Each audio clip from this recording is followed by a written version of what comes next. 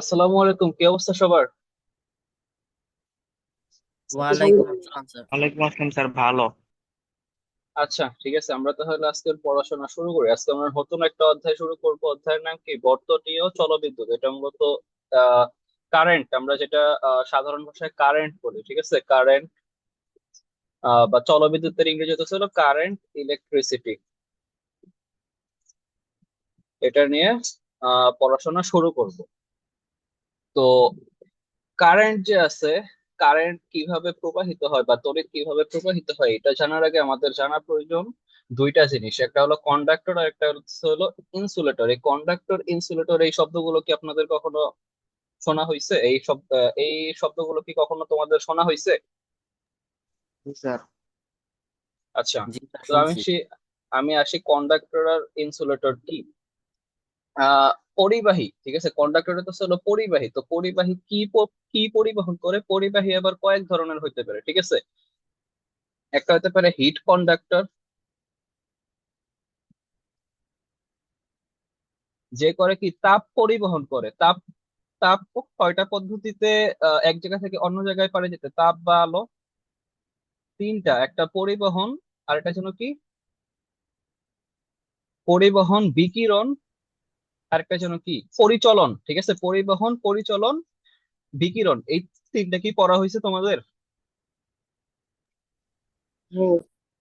আচ্ছা, তো হিট, তো আমরা এইখানে তো আর হিট নিয়ে পড়াশোনা করতেছি না, আমরা এখানে পড়াশোনা করব কি নিয়ে? কারেন্ট, ঠিক আছে। তো কারেন্ট যে আছে বা তড়িৎ, সেইটা যার মাধ্যমে পরিবাহিত হইতে পারে সেটা কন্ডাক্টর, আর যেটার মাধ্যমে পরিবাহিত হইতে পারে না সেটা হচ্ছে কি, ইনসুলেটর। এখন পরিবাহী আর অপরিবাহীর মধ্যে সবচেয়ে বড় যে পার্থক্যটা এখানে আসে, সেটা আমি বলি। এটার সংজ্ঞা তোমাদের যে বই যে আছে এখানে খুব সুন্দরভাবে আছে দেওয়া। তো আমি সংজ্ঞা বা ওই টাইপের ডিটেলসে না যাই। চ্যাপ্টারটা এমনিই হয়তো চলো তোমাদের কাছে পেজ সংখ্যা দেখে চ্যাপ্টারটা ছোট মনে হইতে পারে, বাট চ্যাপ্টারে থিওরি অনেক বেশি। পরিবাহী, এটা কি? এটা হইতেছে হলো সাধারণত ধাতু। আর অপরিবাহী,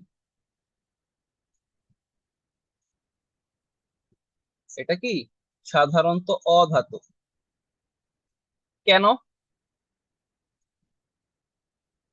কেন, এটা কি কেউ উত্তর দিতে পারবা? স্যার, ইলেকট্রনের ধাতু তো ইলেকট্রন ত্যাগ করে, এই জন্য। হ্যাঁ, ইলেকট্রনের কথা যে বলছো সে হইতেছে হলো সঠিক। কারণ কি, যে কোনো ধাতু নিবা, তোমাদের খেয়াল আছে কিনা, আমরা ধাতুর যখন সংজ্ঞা যখন পড়ছিলাম, ঠিক আছে। আহ সংজ্ঞা না, আমি ওই যে রাসায়নিক বিক্রিয়া অধ্যায় একটা জিনিস দেখাইছিলাম, ধাতু সাধারণত ইলেকট্রন ত্যাগ করে, ধাতু ক্যাটায়নে পরিণত হয়, ঠিক আছে। তো এর কারণে ধাতু সহজেই ইলেকট্রন ত্যাগ করতে পারে। আর ইলেকট্রনের যে ফ্লো, সেটাই হয়তো ছিল মূলত কারেন্ট। ইলেকট্রনের যে পরিবহন, মানে ইলেকট্রনের যে কি বলে, ইলেকট্রনের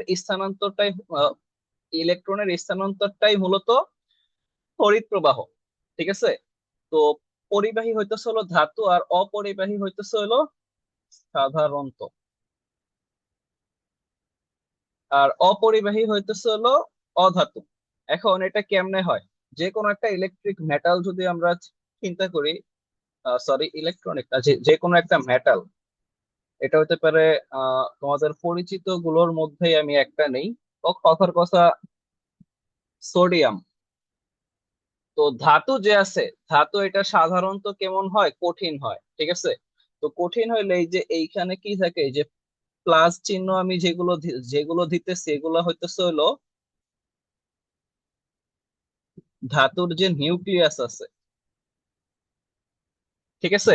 ধাতুর যে নিউক্লিয়াস, তো ধাতু যেহেতু কঠিন পদার্থ হওয়ার কারণে এইটার নিউক্লিয়াস গুলো পরস্পরের অনেক কাছে অবস্থান করে না?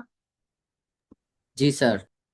আর অধাতুর ক্ষেত্রে নিউক্লিয়াস গুলো সাধারণত এত কাছে অবস্থান করে না। এর কারণে ধাতু যা আছে, ধাতুর ম্যাক্সিমাম গুলোই কি হয়? কঠিন পদার্থ হয়, ঠিক আছে। তরল ধাতু একটাই আছে, সেটা তো হলো মার্কারি, বা এটারে আমরা কি বলি, পারদ। তো এগুলোর কেমিক্যাল প্রপার্টিজ আবার ভিন্ন। তো আমি ওগুলোতে না যাই, যেগুলো কঠিন ধাতু এগুলোতে আসি। যেহেতু নিউক্লিয়াস অনেক কাছাকাছি থাকে, তাই কি, আর ধাতু যে আছে, ধাতু সহজে ইলেকট্রন ত্যাগ করতে পারে। সোডিয়াম যে আছে, সোডিয়ামের ক্ষেত্রে তোমরা খেয়াল করো, সোডিয়াম বা যে কোনো ধাতু, আমরা মনে আছে যে অপধাতু যে বলছিলাম, অপধাতু কার্বন, সিলিকন, কার্বনের আগে যেই পরমাণুগুলো ছিল এরা সাধারণত কি করে, ইলেকট্রন ত্যাগ করে। আর কার্বনের পরের যেই পরমাণুগুলো বা সালফারের পরের যে পরমাণুগুলো এরা কি করে, এরা ইলেকট্রন ত্যাগ করে, এরা ইলেকট্রন গ্রহণ করে, ঠিক না? জি স্যার। হ্যাঁ স্যার। এটা কি তোমাদের খেয়াল আছে নাকি আবার দেখায় দেওয়া লাগবে? স্যার মনে আছে। আচ্ছা, মনে থাকলে ভালো।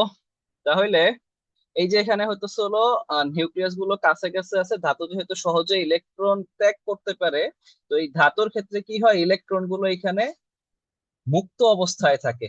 ঠিক আছে, ধাতুগুলো এটা তোমরা জানবা, ক্লাস 9-10-এ গেলে আরো এক ধরনের তোমরা আর কি কয়েক ধরনের রাসায়নিক বন্ধন শিখবা। ঠিক আছে, রাসায়নিক বন্ধন গুলোর মধ্যে একটা আছে ধাতু ধাতব বন্ধনে আবদ্ধ থাকে। ঠিক আছে, ধাতু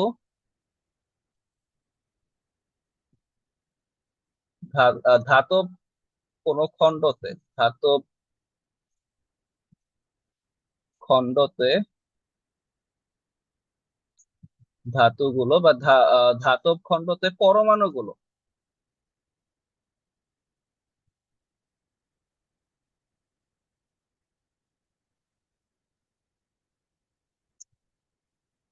পরমাণুগুলো ধাতব বন্ধনকে, এটা তোমরা 9-10-এ গেলে জানতে পারবা, ধাতব বন্ধনে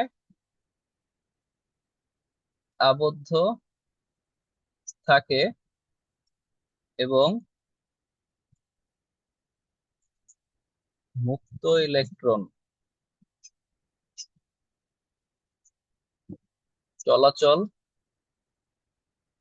করতে পারে। ঠিক আছে, মুক্ত ইলেকট্রন, এখন এই যে ধাতব বন্ধন যে আছে, এই যে এটারে আমরা একটা সোডিয়ামের ধাতু হিসেবে ধরলাম,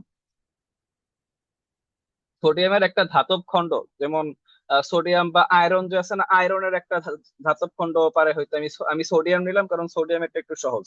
এখন সোডিয়াম যে আছে, খেয়াল করো, এই সোডিয়ামটা কি করে, সোডিয়াম একটা ইলেকট্রন ত্যাগ করে,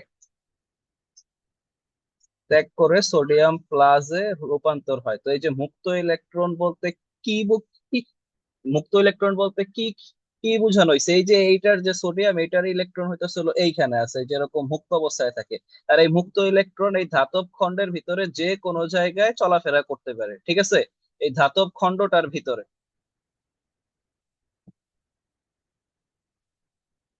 তো এই যে এই ইলেকট্রন এই দিকে ফ্লো হইলো, এই ইলেকট্রন এইখানে এসে ফ্লো হইলো, এই ইলেকট্রন এইখানে এসে ফ্লো হইলো, এই ইলেকট্রন এইখানে, এই ইলেকট্রন এইখানে, এই ইলেকট্রন এইখানে, এরকম ভাবে ইলেকট্রনের, তো যেহেতু ইলেকট্রন গুলো মুক্ত অবস্থায় থাকে, মুক্ত অর্থ কি, ফ্রি, স্বাধীন। সাধারণত পরমাণুর নিউক্লিয়াসের সাথে যখন ইলেকট্রন থাকে এটা কিন্তু মুক্ত অবস্থায় থাকে না, এটা কিন্তু নিউক্লিয়াস আকর্ষণ করে রাখতেছে, ইলেকট্রনটাকে কক্ষপথ থেকে বাইরে যাইতে দিতেছে না। বাইরে যাইতে পারে যখন অন্য একটা অধাতুর সংস্পর্শে আসে, তখন এক ইলেকট্রন কি হয়, একজন ইলেকট্রন ত্যাগ করে, আরেকজন ইলেকট্রন কি করে, গ্রহণ করে। কিন্তু এই ক্ষেত্রে কিন্তু ওইরকম কোনো ঘটনা ঘটতেছে না, এখানে ইলেকট্রন কিন্তু কেউ গ্রহণ করতেছে না, আপাতত গ্রহণ করবে পরে। বাট ধাতব খণ্ডের মধ্যে ইলেকট্রন মুক্ত অবস্থায় থাকতে পারে। ঠিক আছে, তো এই যে মুক্ত ইলেকট্রন যে আছে, এই মুক্ত ইলেকট্রনের ফ্লোটা যখন ঘটে, ঠিক আছে, এই মুক্ত ইলেকট্রনের ফ্লোটা যখন ঘটে তখনই কি হয়, এইটা তড়িৎ পরিবহন করতে পারে। কারণ কি,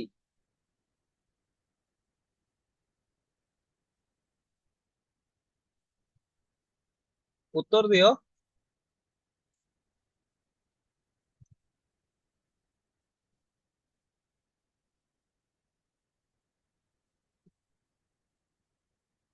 এই যে আবার কোনো উত্তর নাই,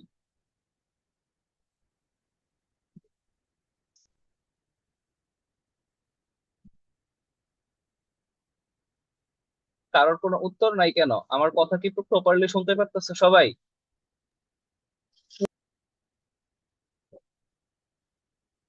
রামিম, জামি, তূর্ণ? জি স্যার, শোনা যায়। স্যার নেটওয়ার্কের আবার প্রবলেম হয় খালি।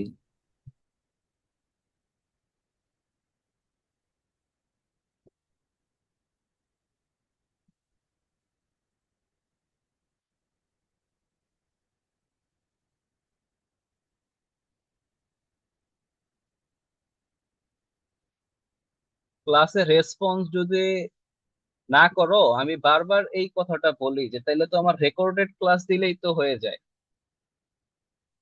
আচ্ছা, উত্তর না দিলে নাই, হোপফুলি তোমরা এটা পারো। ওই যে একটা কথা আছে না, নীরবতা সম্মতির লক্ষণ, এটার উত্তর তোমরা জানো, দ্যাটস ওয়াই উত্তর দাও নাই। তো এটা, এই টপিকটা আমি স্কিপ করি।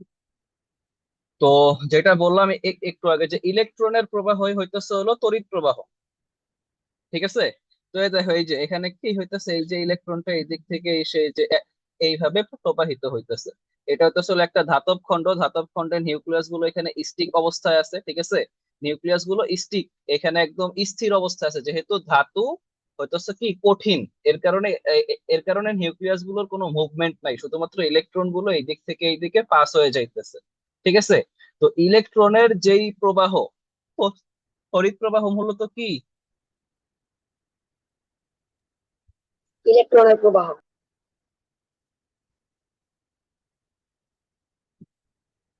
এখন তড়িৎ প্রবাহের সংজ্ঞা যদি আসে তাহলে কি লিখবা?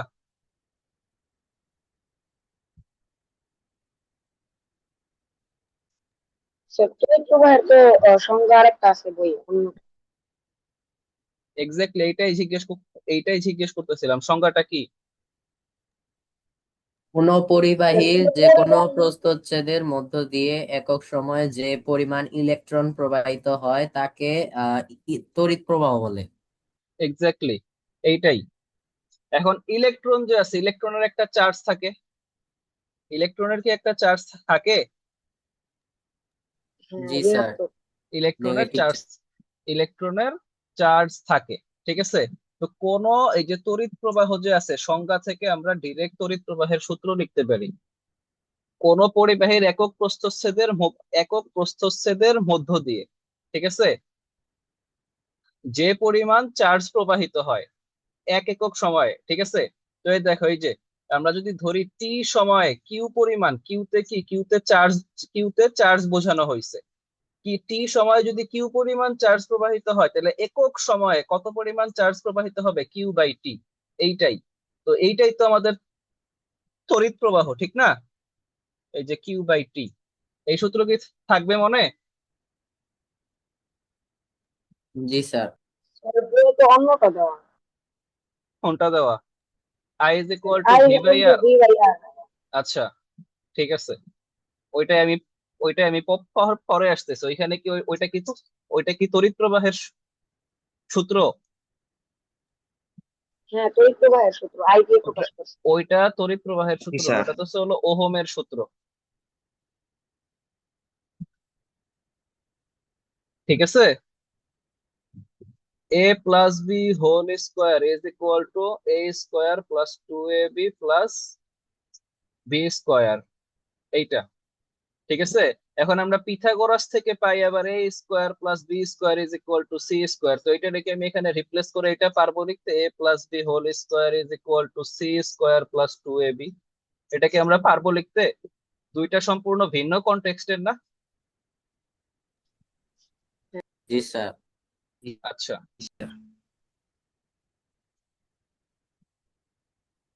তো এর কারণে কনসেপ্ট হইতেছে হলো অনেক ইম্পর্টেন্ট। জাস্ট সূত্র মুখস্থ করে পরীক্ষার হলে অ্যান্সার কইরা পাশ করা যায়, সর্বোচ্চ 70 পাওয়া যায়, 80 পাওয়া যায়, ঠিক আছে? বাট আটকাইবা কোন জায়গায়? এমন জায়গায় আটকাইবা তখন হয়তো চলো, ওই যে সারা জীবন ধরে রেপুটেশন পাইছো যে ভালো স্টুডেন্ট, সবসময় পরীক্ষায় 90-এর উপরে পায়, বাট এমন জায়গায় গিয়ে আটকায় যাবে, তখন আর কোনো কথাবার্তা বলতে পারবা না। পারছো বুঝতে?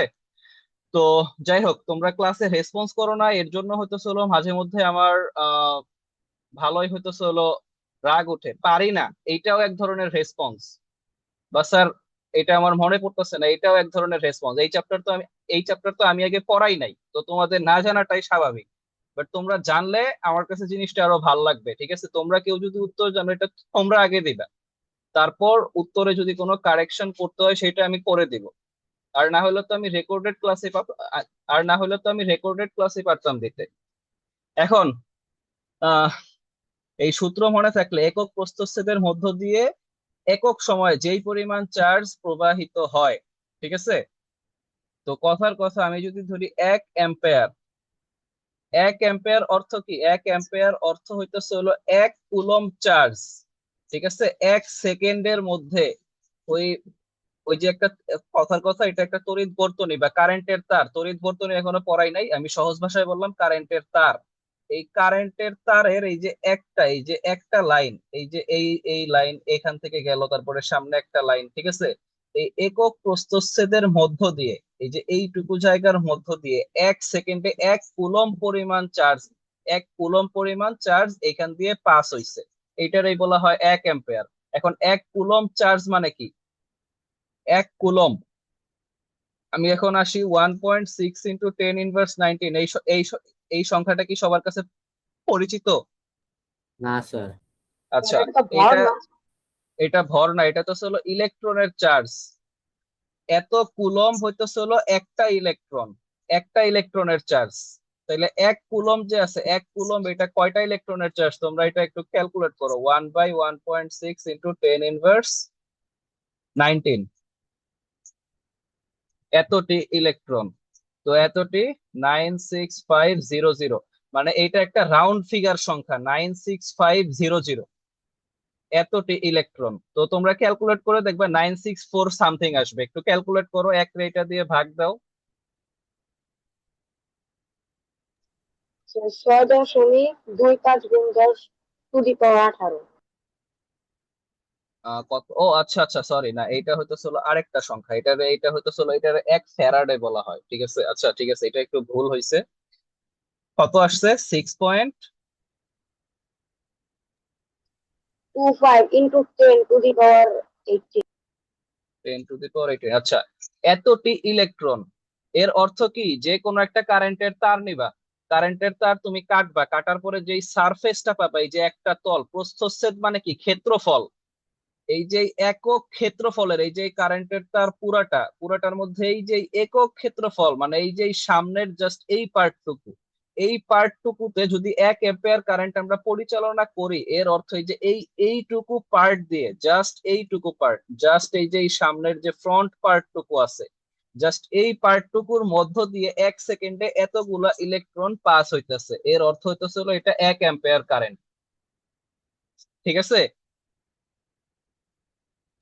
জি স্যার। এখন এইখানে কথা হইতেছে হলো ইলেকট্রন প্রবাহের দিক আর তড়িৎ প্রবাহের দিক সম্পূর্ণ ভিন্ন। এটার কারণটা আমি এক্সপ্লেন করতে চাইছিলাম, বাট এটা এখন এক্সপ্লেন করতে গেলে ক্লাস অনেক বড় হয়ে যাবে। জাস্ট তোমরা মুখস্থ রাখবা। দেখো, এই যে ইলেকট্রন ফ্লো হইতেছে হলো এই দিকে, ঠিক আছে, তার মানে কারেন্ট ফ্লো হইতেছে হলো এই দিকে। এটা কেন হয়? কেন হয় এটার কারণ আমি এই ক্লাসে এরকম ভাবে এক্সপ্লেন করলাম না। তো তড়িৎ প্রবাহের সংজ্ঞা লিখবা, তারপর লিখবা তড়িৎ প্রবাহ মূলত ইলেকট্রনের প্রবাহ, কিন্তু ইলেকট্রনের প্রবাহের বিপরীত দিকে তড়িৎ প্রবাহিত হয়। কারণ আমরা কারেন্ট প্রবাহ ধইরা নেই পজিটিভ থেকে নেগেটিভ দিকে হইছে, ঠিক আছে, কিন্তু ইলেকট্রন প্রবাহ কিন্তু দেখো এই যে নেগেটিভ থেকে পজিটিভ দিকে হইতেছে। তো জিনিসটাকে কেমন, যে আমি একটা জিনিস ক্যালকুলেট করলাম, এটা আমি ছোট করে একটা হয়তো ছিল আনরিয়েলিস্টিক এক্সাম্পল দিয়ে বোঝাই।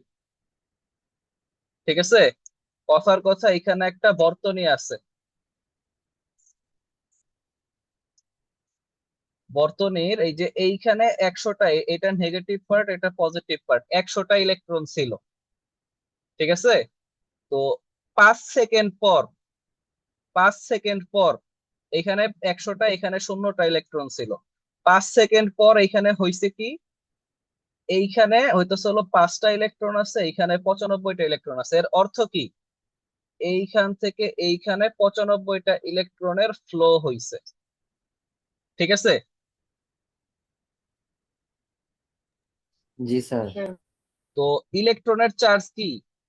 নেগেটিভ। তো এখানে আমি ধরলাম যে 100 থেকে একবারে তো 95 হয় না, ইলেকট্রন কমতে কমতে ধরলাম 50 হইছে, দেন দেন হইতেছে হলো 20 হইছে, দেন হইতেছে হলো 10 হইছে, দেন হইতেছে হলো 5 হইছে, ঠিক আছে। ইলেকট্রনটা ধরলাম এইভাবে 100টা, তারপর কয়েক সেকেন্ড পর মানে কিছু সময় পর 50টা ইলেকট্রন ফ্লো হইছে এভাবে। আর এই সাইডে যে আছে, এই সাইডে যেখানে ফার্স্ট ইলেকট্রন ছিল শূন্য, শূন্য থেকে প্রথমে হয়েছে 50, 50টা আসছে, দেখো এখানে কিন্তু 100টা ইলেকট্রন ছিল, ঠিক না? এখানে 50টা হইছে, এর অর্থ কি এখানে 50টা ইলেকট্রন মাইনাস হইছে, ঠিক না? এখানে 50টা ইলেকট্রন মাইনাস হয়েছে, এখানে 30টা ইলেকট্রন মাইনাস হয়েছে, এইখানে কয়টা ইলেকট্রন মাইনাস হয়েছে? -10। এইখানে 5টা ইলেকট্রন মাইনাস হয়েছে, ঠিক না? তো এখানে 0 থেকে 50 হয়েছে, অর্থ কি এখানে 50টা ইলেকট্রন আসছে। দেখো এই যে নেগেটিভ আর পজিটিভ সংখ্যায় যদি আমি নেই, এইখানে 20টা ইলেকট্রন আছে, এর অর্থ কি এখানে 30টা ইলেকট্রন আরো আসছে, +30। ঠিক আছে? 20টা থেকে 10টা ইলেকট্রন হয়েছে, এর অর্থ কি এইখানে আরো 10টা ইলেকট্রন, এখানে সরি সরি এখানে 30 না, 50 আর 30 হবে হলো 80। এখানে আরো 10টা ইলেকট্রন আসছে, তার মানে কয়টা হলো? 90। এখানে +10। এইখানে আরো 5টা ইলেকট্রন কমছে, এর অর্থ কি এইখানে আরো 5টা ইলেকট্রন আসছে, আইসা টোটাল শেষে কত হয়েছে? 95। তো তুমি চিন্তা করো, আমরা এই যে নেগেটিভটা যে হিসাব করতেছি, নেগেটিভটা আমরা হিসাব করতেছি, নেগেটিভ সংখ্যাটা যদি আমরা হিসাব করি, তাহলে দেখো এখানে হইতেছে কি, এই দিক থেকে এই দিকে সংখ্যাটা অ্যাকচুয়ালি কি হইতেছে, এই যে 100 থেকে 5 সংখ্যাটা আসলে কমতেছে, ঠিক না? আর 0 থেকে 95 এখানে সংখ্যাটা বাড়তেছে, দুইটা সম্পূর্ণ বিপরীত না? হুম। তো ইলেকট্রনের ক্ষেত্রে আমরা এই যে ইলেকট্রন দিয়ে সরাসরি হিসাব করি না, এটার কারণ কি, যখন কারেন্ট বা এই যে তড়িৎ যখন আবিষ্কার হয়েছে, তখন ইলেকট্রন আবিষ্কার হয় না। ইলেকট্রন আবিষ্কার হয়েছে 1900 সামথিং সালে, এটা আমার খেয়াল নাই, এটা মনে হয় 1800 সামথিং, আমার এক্সাক্ট সালটা খেয়াল নাই, বাট অনেক পরে। আর কারেন্ট যে আছে, তড়িৎ প্রবাহ, এটা আবিষ্কার হয়েছে অনেক আগে, তখন তারা জানতোই না যে ইলেকট্রন বা এই টাইপের কোনো কিছু, এই টাইপের কোনো কিছু তারা যখন এটা আবিষ্কার করছেন বিজ্ঞানীরা, এটা তারা কোনো কিছু জানতো না। এর কারণে তারা এটা ধইরা নিছে যে আচ্ছা, এটা এইখানে যেহেতু বেশি পাওয়ার, বেশি পাওয়ার থেকে কম পাওয়ারের দিকে কোনো একটা কিছু শিফট হইতেছে, কি শিফট হইতেছে এটা জানে না। বাট পরবর্তীতে যখন আবিষ্কার করছে যে নেগেটিভ থেকে পজিটিভের দিকে আসলে ট্রান্সফার হয়, যদি এরকম হয় তাহলে ওনাদের এই যে তড়িৎ প্রবাহ রিলেটেড, তারপরে ম্যাগনেটিজম রিলেটেড যত সূত্র ছিল, সব সূত্রগুলা পাল্টায় ফেলতে হইতো। সব সূত্রগুলোতে নেগেটিভের জায়গায় পজিটিভ ধরতে হইতো, পজিটিভের জায়গায় নেগেটিভ ধরতে হইতো। তো ওনারা এত ঝামেলায় না গিয়ে কি কাজ করছেন, সিম্পল ভাবে ইলেকট্রন কমার হিসাবের চেয়ে, ঠিক আছে, এই যে নেগেটিভ পয়েন্ট যে আছে, নেগেটিভ পয়েন্টে কতটা ইলেকট্রন কমছে এইটা হিসাব করার চেয়ে পজিটিভ পয়েন্টে কতটা ইলেকট্রন বাড়ছে এইটা হিসাব করে ক্যালকুলেশনটা জাস্ট মিলাইয়া দিচ্ছেন। তো দেখবা তড়িৎ প্রবাহের ক্ষেত্রে এইটা কি বলা হয়, তড়িৎ প্রবাহ হয় পজিটিভ থেকে নেগেটিভের দিকে, এটা তো পড়ছো, হাই ভোল্টেজ থেকে লো ভোল্টেজের দিকে, এটা আমি একটু পরেই আসবো, ঠিক আছে? কিন্তু এইটা ওনারা ধইরা নিছে যে তড়িৎ প্রবাহ, তার মানে কি ইলেকট্রনের প্রবাহ হয় নেগেটিভ থেকে পজিটিভের দিকে। এটা নিয়ে কি কারোর কোনো কনফিউশন আছে? না স্যার। আচ্ছা, এটা আরো ডিটেলসে একটা চিত্র দিয়ে দেখানো সম্ভব হতো, একটা ইলেকট্রন আর একটা হয়তো হলো ইলেকট্রন হোল, ঠিক আছে? বাট এটা তোমরা ক্লাস 9-10-এও পাবা না, তো যখন সময় হবে তখন যে এটা শিখলেই হবে।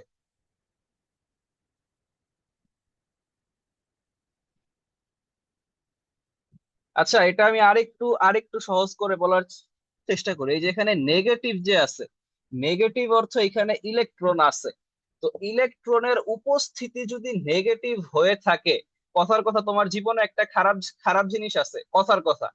আচ্ছা, একটু এক্সাম্পলই দিই, একটু রিয়েল লাইফ এক্সাম্পল দিই। তোমার খারাপ একটা বন্ধু আছে, ঠিক আছে? তোমার বন্ধু যে আছে সে হয়তো হলো অনেক খারাপ, সে শুধুমাত্র নেগেটিভিটি স্প্রেড করে, খালি হয়তো হলো মারামারি, উল্টাপাল্টা জ্ঞান দেয়, ঠিক আছে? তো বন্ধুটা অনেক নেগেটিভ, এই বন্ধুটা যদি তোমার জীবনে না থাকে, তোমার জীবনে পজিটিভিটি ফিরে আসবে না? হুম। জি স্যার। তো এই দেখো, এই যে এইখানে নেগেটিভ টার্মিনালটা যে আছে, এইখানে আসলে ইলেকট্রন আছে, এই ইলেকট্রনটাই এই যে এইখানে প্রবাহিত হইতেছে, পারছো বুঝতে? তো এইটা অ্যাকচুয়ালি হিসাব করা হয়েছে কেমনে, ইলেকট্রন যেইখানে নাই, মানে ইলেকট্রন যেই জায়গায় থাকবে সেইটা নেগেটিভ, কিন্তু ইলেকট্রন যেই জায়গায় থাকবে না সেইটা পজিটিভ। তো এই দেখো, এই যে এইখানে ইলেকট্রন নাই, এইখানে কোনো ইলেকট্রন নাই, এর কারণে এটা পজিটিভ, ঠিক না? কিন্তু এইখানে যখন অনেকগুলো ইলেকট্রন আসতেছে, তখন এটার পজিটিভিটি হারাইতেছে, ঠিক আছে? কথার কথা আগে 100 পজিটিভ ছিল, এখান থেকে হারায়া হয়েছে 95। ঠিক আছে, এখান থেকে হারায়া হয়েছে 95। দেন আরো ইলেকট্রন আসলো, আরো পজিটিভিটি হারায়া হয়েছে 90, আরো ইলেকট্রন আসলো, হারায়া হয়েছে 50। তো এটার পজিটিভিটিটা হারাইতেছে না? এখন এই পজিটিভিটিটা হারায়া অ্যাকচুয়ালি কোন জায়গায় যাইতেছে দেখো। এইখানে আগে ইলেকট্রনের সংখ্যা ছিল বেশি, তার মানে এটা আগে অনেক বেশি নেগেটিভ ছিল। তো এটা হতো হলো পজিটিভিটি। এখন নেগেটিভিটি যদি চিন্তা করি, এখানে আগে 100 ইলেকট্রন ছিল, এর মানে এখানে 100টা নেগেটিভ জিনিস ছিল। কিন্তু এটা নেগেটিভিটিটা আমাদের কইমা 100 থেকে 95 হইতেছে, যেহেতু 5টা ইলেকট্রন এইখানে আসলো। তো তুমি চিন্তা করো, এখানে পজিটিভিটি 5 কমলো, এখানে নেগেটিভিটি 5 কমলো। ঠিক আছে। তো এইটার বিজ্ঞানীরা যখন ইলেকট্রন আবিষ্কার হয় নাই, ওনারা হিসাব করছেন পজিটিভিটি কতটুকু কমতেছে। তো এই যে এখানে এটা ইলেকট্রন যে সমানুপাতিক না? জি। স্যার এটা সমানুপাতিক না? হ্যাঁ হ্যাঁ, এটা তো আচ্ছা, এটা তো সূত্রের মাধ্যমে তো আমরা দেখতেই পারতেছি যে সমানুপাতিক। এই যে কিউ আই সমানুপাতিক কিউ, তার মানে যত কয়টা চার্জ প্রবাহিত হবে, কিউ কি চার্জের পরিমাণ, চার্জ যত বেশি পরিমাণ প্রবাহিত হবে তড়িৎ প্রবাহের মান তত বাড়বে। এই যে এই সূত্রটা আমি কেন লিখছি, আসলে ইকুয়েশন দেখলে আমরা সমানুপাতিক ব্যস্তানুপাতিক অনেক সহজে পারি বুঝতে। ঠিক আছে। টাইমটারে যদি আমরা কনস্ট্যান্ট ধরে নেই, টাইম যদি আমাদের কনস্ট্যান্ট হয়ে থাকে, যে একক সময়টারে আমি ধরে নিলাম 1 সেকেন্ড। এখন একটা প্রস্থচ্ছেদের মধ্য দিয়ে, এই যে একটা প্রস্থচ্ছেদ, এখানে 1 সেকেন্ডের মধ্যে যদি 100 ইলেকট্রন যায়, তাহলে তড়িৎ প্রবাহ যা হবে এটারে ধরলাম আমরা I1। আর এই 1 সেকেন্ডের মধ্যেই এখান দিয়ে যদি 500 ইলেকট্রন যায়, এটারে ধরলাম I2। এর অর্থ অবশ্যই I2 এর মান I1 এর চেয়ে বড় হবে, কারণ বেশি ইলেকট্রন গেছে। ঠিক না? যেহেতু ইলেকট্রন প্রবাহ মানে চার্জ প্রবাহ যদি বেশি হয়, তাহলে তড়িৎ প্রবাহ অনেক বেশি হবে। ঠিক আছে। হ্যাঁ। আচ্ছা, তো এই যে এখানে তো তড়িৎ প্রবাহের কনসেপ্ট, এটা কি সবাই পারছো বুঝতে? এখানে কিন্তু এই যে ইলেকট্রনের দিক, এই দিক হইলে জি ইলেকট্রনের স্যার। দিকের উল্টা দিকে তড়িৎ প্রবাহ কেন হয়, এটার কোশ্চেন কি এর আগে সবার জানা ছিল কেন হয়?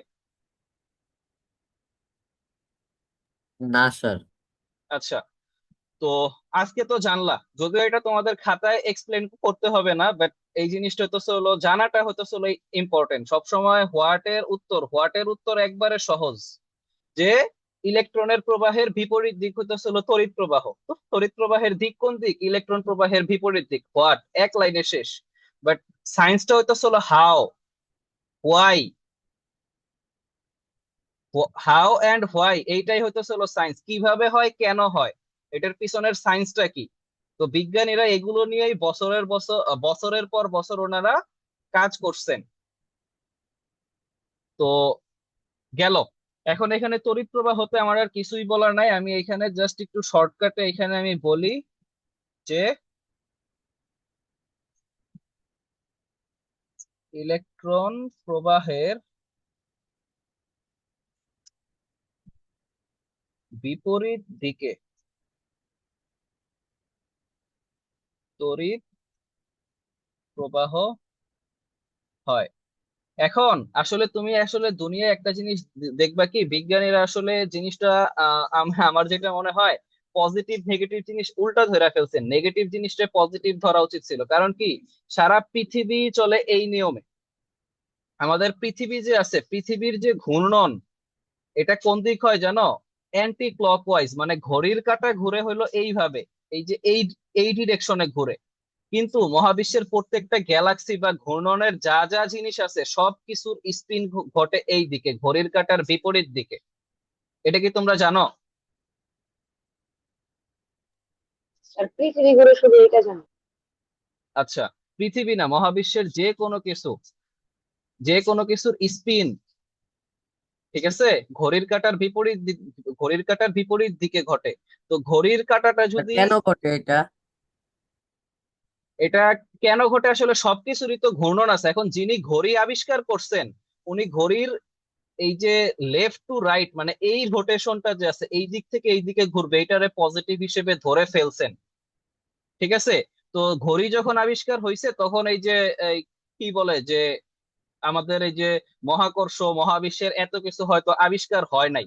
তো উনি যদি জানতেন তাহলে উনি উনি উনি কাজটা করতেন কি, ঘড়ির কাঁটা উল্টা দিকে ঘোরাইতেন। ইনফ্যাক্ট তুমি আমাদের ব্রেইনও দেখো, আমাদের ব্রেইনের কিন্তু যেটা পজিটিভ পার্ট হিসেবে আমরা ধরি, রাইট পার্ট, সাধারণত একটা পার্ট যে আছে ডান, এইটারে আমরা সবসময় পজিটিভ হিসেবে ধরি। ডান মানে পজিটিভ, বাম মানে নেগেটিভ। ঠিক আছে? তো আমাদের ব্রেইনের বাম পার্ট কিন্তু মূলত আমাদের দেহের ডান পার্টকে কন্ট্রোল করে। তো মেইন কন্ট্রোলের যে সেন্টার যেটা, ঠিক আছে, সেটা কিন্তু আসলে লেফট যে আছে সেইটা। তো ব্রেইনের যে লেফট পার্টটা আছে, এই লেফট পার্ট আমার রাইট পার্টটাকে কন্ট্রোল করতেছে। ঠিক আছে? ব্রেইনের লেফট পার্ট আমার রাইট পার্টকে কন্ট্রোল করতেছে। তো আলটিমেটলি এই যে লেফট যেটা আছে, যেটা আর কি আমরা নেগেটিভ বলি, সেইটাই কিন্তু আসল পজিটিভ। তো এখন এটা যেহেতু করে ফেলছে, আনফরচুনেটলি আর কিছু করার নাই, তো দুনিয়া এই নিয়মেই চলতেছে। এই যে আমরা যে এইখানে আমরা ওই যে গ্রাফ যখন করছি, ঠিক আছে, গ্রাফ করার সময় একটা বলা হয়েছিল না যে পজিটিভ পজিটিভ পজিটিভ, কি কি বলে, নেগেটিভ পজিটিভ, নেগেটিভ নেগেটিভ। আর এটা কি, এটা হতো হলো পজিটিভ নেগেটিভ। দেখো এইটাও ফ্লো করতেছে কিভাবে, এইভাবে আমরা এই যে এইটারে বলি প্রথম চতুর্ভাগ, এটারে বলি দ্বিতীয়, এটারে বলি তৃতীয়, এটারে বলি চতুর্থ। এটার ঘূর্ণনটা কেমনে হয়েছে, অ্যান্টি ক্লকওয়াইজ, প্রথম দ্বিতীয় তৃতীয় চতুর্থ, অ্যান্টি ক্লকওয়াইজ।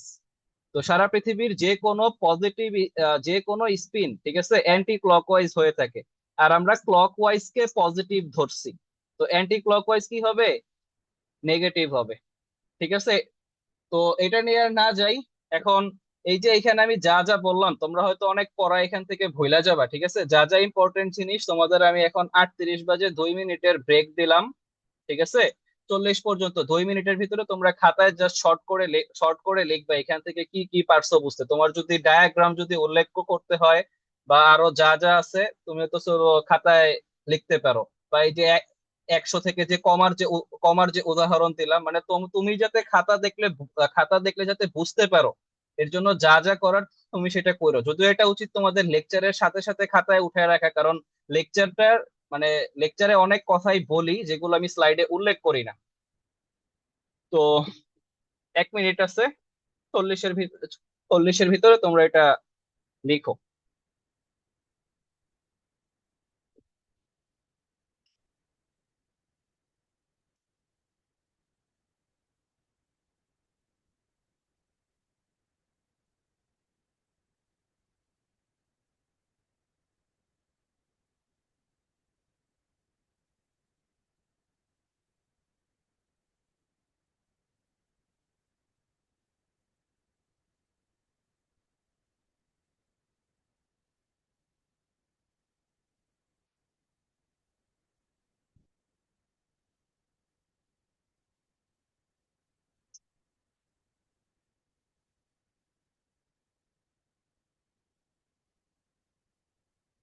আর এখানে সংজ্ঞা যে আছে, সংজ্ঞা তো একটু আগে বললাই। তো এইখান থেকে এই যে এই সূত্রটা যে আছে, এই সূত্রটাই মূলত সংজ্ঞা। ঠিক আছে? এখান থেকে তো সংজ্ঞা তো এখন ইজিলি পারবা লিখতে। তো সংজ্ঞা হয়তো চলো মুখস্থ করার কিচ্ছু নাই। ঠিক আছে? জাস্ট এখানে কি উল্লেখ করতে হবে, কোন পরিবাহীর একক প্রস্থচ্ছেদের মধ্য দিয়ে, মানে এই যে ক্ষেত্রফল যে আছে না, একক ক্ষেত্রফলের মধ্যে দিয়ে।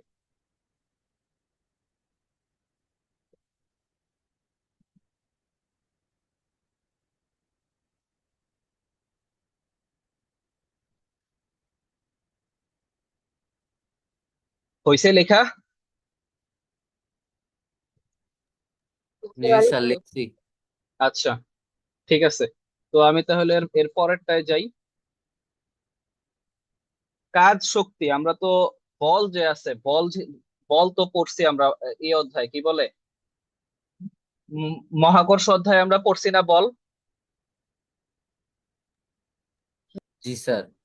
বলের সূত্র ছিল কি, কেউ কি পারবা বলতে? এফ সমান এম এ। F = ma। এর অর্থ কি, ভর গুণন ত্বরণ। কোনো একটা বস্তুর ভিতর যদি আমরা ত্বরণ সৃষ্টি করতে পারি, তাহলে সেখানে বল প্রয়োগ করা হয়েছে, ত্বরণ সৃষ্টি বা হ্রাস। ঠিক আছে? তো F = ma। তো এইখান থেকে আমাদের কাজের যে সংজ্ঞা, সেইটা আসে। কাজ হইতেছে হইলো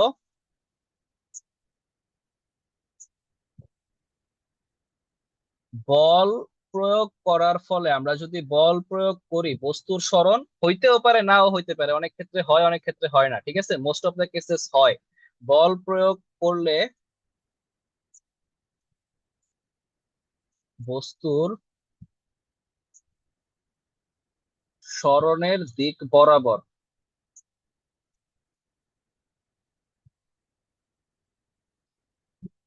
প্রযুক্ত বল ও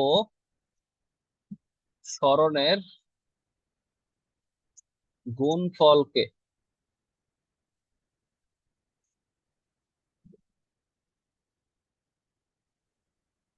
কাজ বা কৃতকাজ বা কতটুকু কাজ করা হয়েছে, ঠিক আছে, সেইটা বলে। এখন এইখান থেকে কাজের সূত্র কি কেউ পারবা বলতে? কাজের সূত্রটা হবে কি?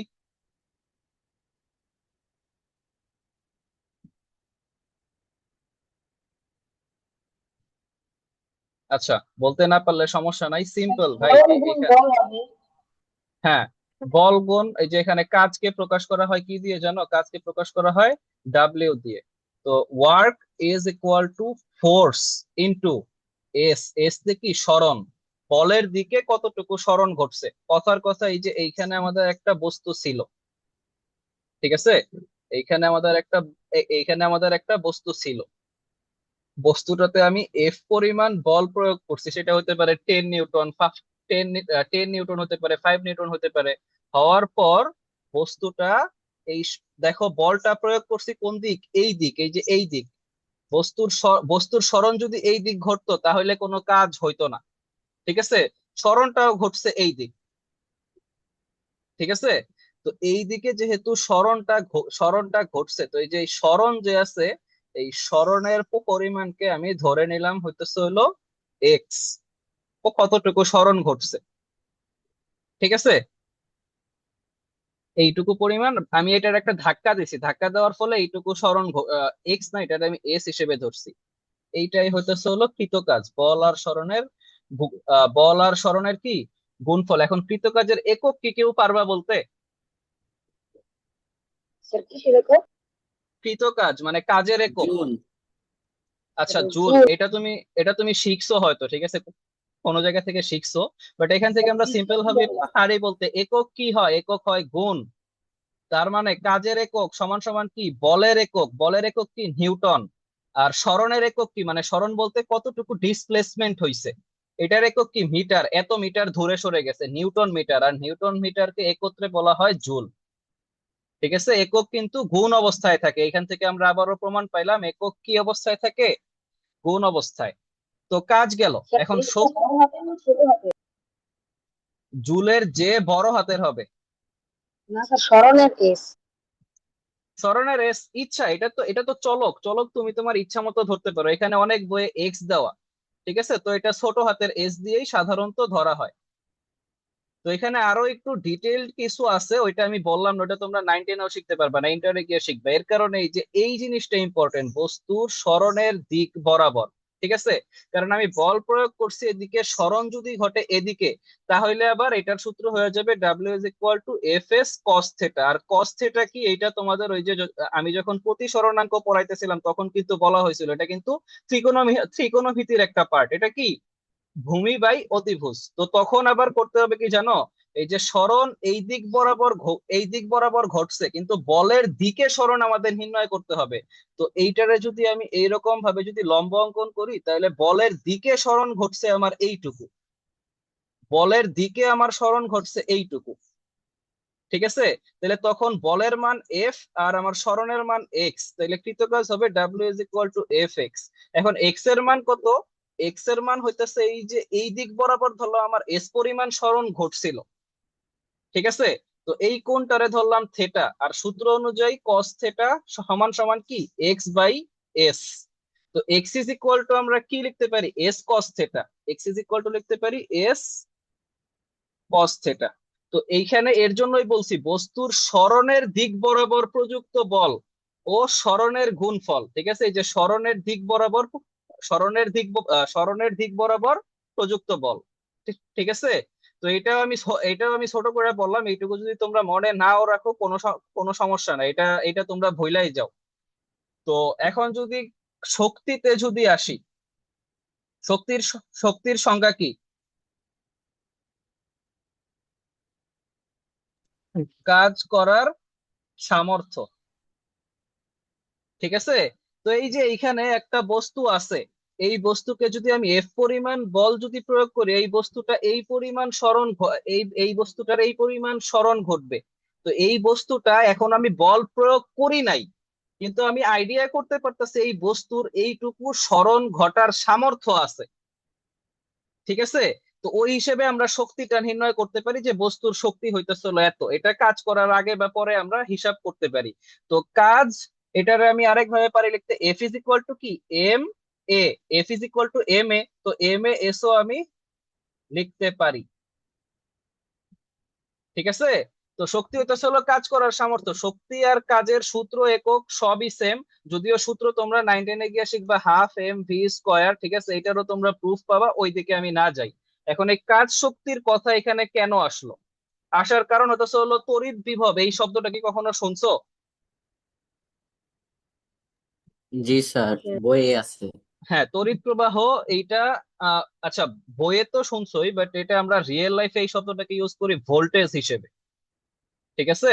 ওই যে আমরা যে বলি 12 12 ভোল্টের ব্যাটারি, তো এইটাই হইতেছে হলো কি তড়িৎ বিভব বা ভোল্টেজ। এখন বিভবটা কি, এখানে শক্তির যেহেতু কথা বলছি, এটা হইতেছে হলো কাজ করার সামর্থ্য হইতেছে হলো শক্তি। এখন শক্তির মধ্যে টাইপ আছে দুইটা, একটা গতি শক্তি আর একটা বিভব শক্তি। আমি এইটাও তাহলে একটু দেখাই একটা এক্সট্রা স্লাইড নিয়ে। শক্তিকে আমরা মূলত, ঠিক আছে, দুইটা ভাগে ভাগ করতে পারি।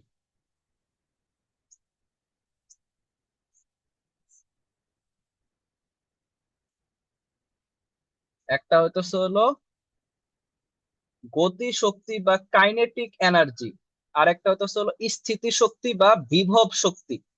এখন বিভবটা কি, বিভবের ইংরেজি পোটেনশিয়াল। এই পোটেনশিয়াল শব্দ তো শুনছো, আমি অনেক ক্ষেত্রে বলি অনেকের মধ্যে অনেক পোটেনশিয়াল আছে। পোটেনশিয়াল আছে মানে কি, বিভব শক্তি মানে কি স্থিতি শক্তি বা সঞ্চিত শক্তি। এটা আমি একদম সিম্পল ভাষায় বললে, বিভব শক্তিটা যে আছে এটা হচ্ছে হলো সঞ্চিত শক্তি, ঠিক আছে? স্যার, এটাকে কি ক্ষমতা বলা যায়?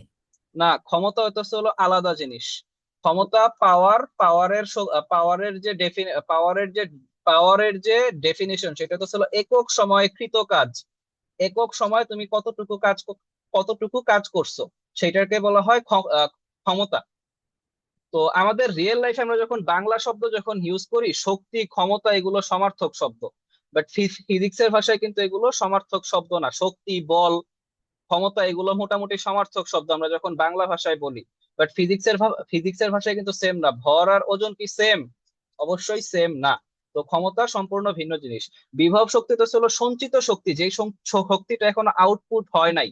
যখন এই যে এই বস্তুটা যখন এই যে এইখান থেকে এইখানে আসছে, স্মরণ যে ঘটছে, স্মরণ ঘটার সময় এই বস্তুটার একটা মুভমেন্ট হইতেছিল। এই বস্তুটা এখান থেকে এখানে যখন সরতেছিল, তখন যেই শক্তিটা কাজ করছে সেটা কি, সেটা হলো সেটা হইতেছে হলো কাইনেটিক এনার্জি বা গতি শক্তি। আর বিভব শক্তি কোনটা, এটার এক্সাম্পল যদি তোমাকে আমি বলি, কথার কথা, তুমি এই যে এইটা হইতেছে হলো ভূমি, ঠিক আছে? ভূমি থেকে তুমি কোনো একটা উচ্চতা, এটা যে কোনো উচ্চতায় তুমি একটা ফুটবল বা যে কোনো একটা বল তুমি ধরে রাখছো, হাত দিয়ে ধরে রাখছো, আমি এখানে হাত অঙ্কন করলাম না, ধরে রাখছো। এখন তুমি যে ধৈরা যে রাখছো, তুমি যখনই এই বলটাকে ছেড়ে দিবা, বলটা কি হবে, অভিকর্ষ ত্বরণের কারণে মাটিতে চলে আসবে। এখন এইখানে একটা বল প্রযুক্ত হয়েছে, বলের নাম কি, অভিকর্ষ বল, ঠিক না? আর বল প্রয়োগের ফলে ফলে বস্তুটার সরণ ঘটছে। তো সরণটা আমি ধরলাম যে এই যে এই পরিমাণ, আমরা সরণ থেকে হিসাব করি, ভর কেন্দ্র থেকে, ঠিক আছে? তো ধরলাম এইচ উচ্চতায় একটা বস্তু ছিল, বস্তুটার ভর হইতেছে হলো এম। এখন বস্তুটা যখন তুমি ধইরা ছিলা, বস্তুটা যখন তুমি ধইরা ছিলা, ঠিক আছে, যখন বস্তুটা এই অবস্থায় স্থির অবস্থায় ছিল, এটা কিন্তু কোনো কাজ করতেছিল না, বাট এটার মধ্যে কাজ করার একটা পোটেনশিয়াল কিন্তু জমা হয়েছিল, একটা শক্তি সঞ্চিত ছিল। এর কারণে এই বলটা যখন ছাইরা দিছি, কোনো এক্সটার্নাল বল প্রয়োগ করা ছাড়াই এই সঞ্চিত শক্তিটা প্রয়োগ করে সে কি হয়েছে, ভূমিতে নেমে আসছে। ঠিক আছে, তো এই এই শক্তিটার পরিমাণ কত? ঠিক আছে, এই যে যে বস্তুটা, এই বস্তুটার আমরা যদি বিভব শক্তি যদি নির্ণয় করি, এটা কত? বিভব শক্তিকে প্রকাশ করা হয় ই তে এনার্জি, আর পি তে পোটেনশিয়াল, পোটেনশিয়াল এনার্জি। এটা কত? পোটেনশিয়াল এনার্জি আমরা জানি শক্তির সূত্র একটাই, এফ এস, শক্তি বা কাজ করার ক্ষমতা, এফ এস। এখন এফ রে আমি লিখতে পারি এম এস, এখানে আমি এ লিখবো না। এম এম হইতেছে বস্তুর ভর, আর নিচের অভিকর্ষ ত্বরণ যে আছে, অভিকর্ষ ত্বরণের মান কি, জি।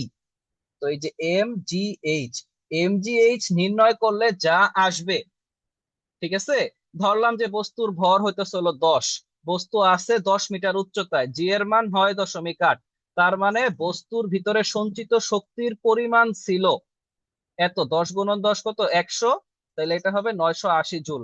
এত পরিমাণ শক্তি এই বস্তুর মধ্যে সঞ্চিত ছিল বস্তু যখন এইখানে ছিল। আর বস্তুকে ছাইরা দেওয়ার পরে বস্তু যখন এই যে এইখানে আসছে, তো এই বস্তুর এই এই পথটুকু অতিক্রম করার জন্য যেই শক্তি লাগছে, তখন কি হয়েছে, এই বিভব শক্তিটা গতি শক্তিতে রূপান্তর হয়েছে। এই যে 980 জুল পরিমাণ কাজ করছে, কাজ করে বস্তুটা কি হয়েছে, বিভব শক্তি থেকে গতি শক্তিতে রূপান্তর হয়েছে। রূপান্তর হয়ে গতি শক্তিতে রূপান্তর হওয়া মানে কি, বস্তুতে গতি সৃষ্টি হওয়া। এই গতি সৃষ্টি হওয়ার মাধ্যমেই বস্তুটা ভূমিতে আইসা পতিত হয়েছে। এবার কি পারছো বুঝতে এই প্রসেসটা, মানে এই জিনিসটা কিভাবে ঘটে?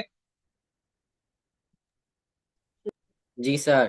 কিন্তু জিনিসটা, বস্তুটা যখন উপরে সঞ্চিত অবস্থায় ছিল, মানে সরি সঞ্চিত না, উপরে যখন স্থির অবস্থায় ছিল, এটা কোনো কাজ করতেছিল না। কাজ কেন করতেছিল না? কারণ এটার কি কোনো সরণ হয়েছে? সরণ হয় নাই। সরণ হয় নাই মানে কাজ করে নাই। এটার ভিতরে কোনো ত্বরণ সৃষ্টি হয় নাই, তার মানে এটার ভিতরে কোনো বলও কাজ করে নাই। ঠিক আছে, তো তখন কিন্তু এটার ভিতরে অভিকর্ষ বলের কারণে একটা শক্তি সঞ্চিত অবস্থায় ছিল। তো যেই শক্তিটা সঞ্চিত অবস্থায় ছিল, সেটা ওর কাজ করার ক্ষমতা, সেইটাই হইতেছে হলো বিভব শক্তি। আর সেই সরি, কাজ করার ক্ষমতা না, কাজ করার সামর্থ্য।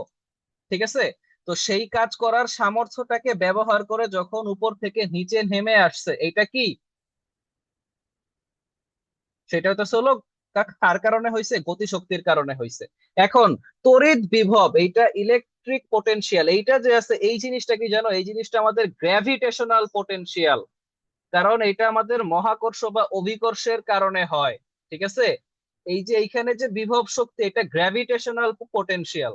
আর এইখানে যে শক্তি, এটা ইলেকট্রনের কারণে হয়। এখন দেখো গ্র্যাভিটিতে কি হয়, একটা বস্তু আরেকটা বস্তুকে আকর্ষণ করে, দুইটা বস্তু পরস্পরকে আকর্ষণ করে। আর তড়িৎ যে আছে, তড়িতের ক্ষেত্রে একটা চার্জ আর একটা চার্জকে আকর্ষণ অথবা বিকর্ষণ করে, পজিটিভ পজিটিভকে কি করে, বিকর্ষণ করে। ঠিক আছে, পজিটিভ পজিটিভকে পরস্পর থেকে বিকর্ষিত করে, আর পজিটিভ নেগেটিভ পরস্পরকে আকর্ষণ করে। তো এইখানেও একটা আকর্ষণ বিকর্ষণ কাজ করতেছে, তার মানে এইখানেও একটা আকর্ষণ বিকর্ষণ বল আছে, এটাকে আমরা বলি স্থির তড়িৎ বল। আর তোমরা এই জিনিসটা জানো, স্থির তড়িৎ বলের সূত্র কি, আমি সূত্রটা লিখি, এটার কোনো এক্সপ্লেনেশন দিব না, বাট এটা আমি লিখি। স্থির তড়িৎ বল, এইটার সূত্র তোমরা পারো, একবার বললেই তোমরা পারবা।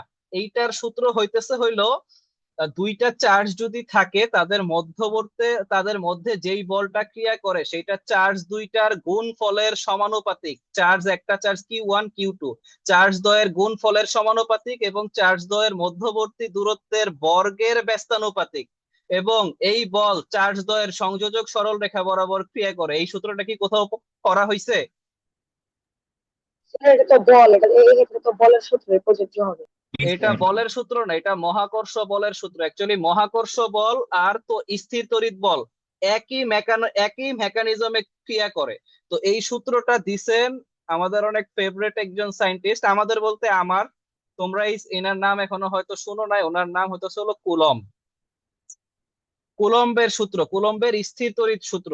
আর এই সূত্র থেকে আমরা যদি এখন কোনো কনস্ট্যান্ট আনতে চাই, তাহলে কনস্ট্যান্টটাকে ধরলাম কে। ঠিক আছে, Q1/Q2 divided by D square. আর এখানে কে যে আছে, কে এর মান অনেক বড়, কে এর মান 9 × 10⁹ 10⁹ আর একক কি, একক কে এর একক আমি ভুলে গেছি, এখন এককটা আমি নির্ণয় করি। একক কি অবস্থায় থাকে, গুণ অবস্থা। এখানে Q1 Q2 এর অর্থ কি, কুলম্ব স্কয়ার। আর এইখানে কি, যেহেতু যেহেতু ডিস্টেন্স, তার মানে মিটার স্কয়ার, ঠিক না? তো আমি কে এর একক যদি নির্ণয় করতে চাই, এইদিকে হবে নিউটন, তাহলে newton metre square per coulomb square. তো এই যে এইটা হইতেছিল সূত্র। এখন এইখানে তুমি দেখো যে কনস্ট্যান্টটা যে আসছে, যে কনস্ট্যান্ট টার্মটা আসছে কে, আমাদের জি যে ছিল, জি এর মান ছিল 6.673 × 10⁻৯। আর এইখানে কে এর মান যে আসছে, এটা আসছে 9 × 10⁹ তো আমরা যদি একটা দিয়ে আরেকটা যদি ভাগ দেই, তো আমরা এই যে 6.673 এইটুকু বাদই দিলাম, আমরা ধরলাম এইটুকু আমাদের হিসাবের মধ্যে নাই, যাতে আমরা একটু সহজে হিসাব করতে পারি। K/G, কে এর মান কত, 10⁹ আর জি এর মান যে আছে 10⁻−9 ইজ ইকুয়াল টু কি, 10⁻18। তার মানে এই যে স্থির তড়িৎ বল কে ইজ ইকুয়াল টু 10⁻18 জি। স্থির তড়িৎ বল যে আছে, এই বলের মান অভিকর্ষ বলের চেয়ে প্রায় এই যে এত গুণ বেশি। এটা কত বড় সংখ্যা তোমরা চিন্তাও করতে পারবা না, 10⁻18। তো এইটা এইটা আসলে 10⁻18 এত হবে না, ঠিক আছে, আরো একটু কম বা বেশি আরো একটু কম বা বেশি হইতে পারে, আমার এক্সাক্ট মানটা জানি না, বাট এটা তোমাদের আমি একটু আইডিয়া দিলাম যে স্থির তড়িৎ বল বা কারেন্টের যে বল, স্থির তড়িৎ বলটা কত শক্তিশালী। 10-এর পরে 18টা শূন্য দেওয়া লাগবে। 10-এর পরে যদি আমি আহ কি বলে, একের পর যদি আমি 8টা 9টা হলে শূন্য একটা দেই, হবে না। একের পর যদি আমি 8টা শূন্য দেই, তাহলে এটা কোটি হয়ে যায়। একের পরে 8টা শূন্য দিলে কোটি হয়ে যায়। তো 18টা শূন্য দিলে আটটা না 7টা। জি, স্যার কোটি হতে লাগে তো 7টা। 1 2, ও হ্যাঁ ঠিক আছে ঠিক আছে, 7টা। 7টা তো 10-এর পর যদি আমি 7টা শূন্য দেই, তাহলে এটা হয়ে যায় 10 কোটি। ঠিক আছে, 6 7, 7টা স্যার শূন্য দিলে, 11টা দিলে 100 বিলিয়ন। হ্যাঁ। তো এইটা তাইলে তুমি চিন্তা করো কত বড় সংখ্যা। এর কারণে কারেন্টের শক যে খায়, ঠিক আছে, কারেন্টের শক যে আছে, কারেন্টের শক ভ্যালু কিন্তু অনেক বেশি। ঠিক আছে, কত শক্তিশালী তুমি এটা তুমি জাস্ট একটা চিন্তা করো, কারেন্টের শক ভ্যালু কিন্তু অনেক বেশি। কেন বেশি, এটা কি পারছো বুঝতে?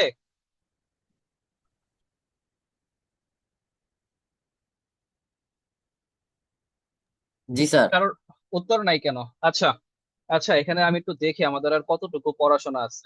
আচ্ছা, পড়াশোনার খুব একটা বেশি নাই, আমি হয়তো হলো আর কত 30 থেকে 35 মিনিট লাগার কথা। এখন এখানে বিভব বা এখানে বিভব শক্তির কথাটা কেন আসতেছে? বিভব শক্তির কথাটা আসতেছে, তড়িৎ বিভব যে আছে, এটার সংজ্ঞা কি জানো? তড়িৎ বিভবের সংজ্ঞা তোমাদের বইয়ে একরকম ভাবে দেওয়া, যে তড়িৎ বিভবের কারণে ইলেকট্রন মূলত ট্রান্সফার হয়, তোমরা তোমাদের বইয়েটা শিখতে পারো। বাট এটার অ্যাকচুয়াল সংজ্ঞাটা সেটা হইতেছে হইলো অসীম দূরত্ব থেকে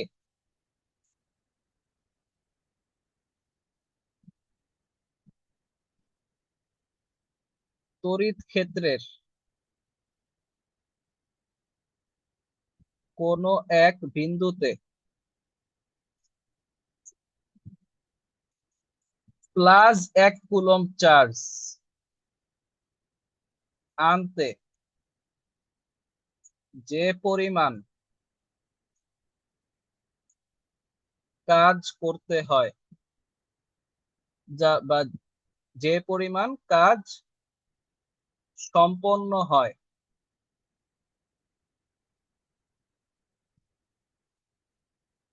তাকে, বা +1 কুলম্ব চার্জ না লিখে তুমি এখানে লিখতে পারতা একক ধনাত্মক চার্জ, ঠিক আছে, তাকে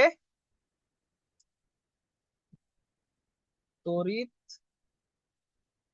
বিভব বলে। কার তড়িৎ বিভব? ওই যে ওই যে আহ, এক বিন্দুতে যে 1 কুলম্ব চার্জের। ঠিক আছে, এখানে আমি একটু এই করে লিখি যে একক, আচ্ছা, +1 কুলম্বই লিখি। +1 কুলম্ব অর্থ কি, একক ধনাত্মক চার্জ।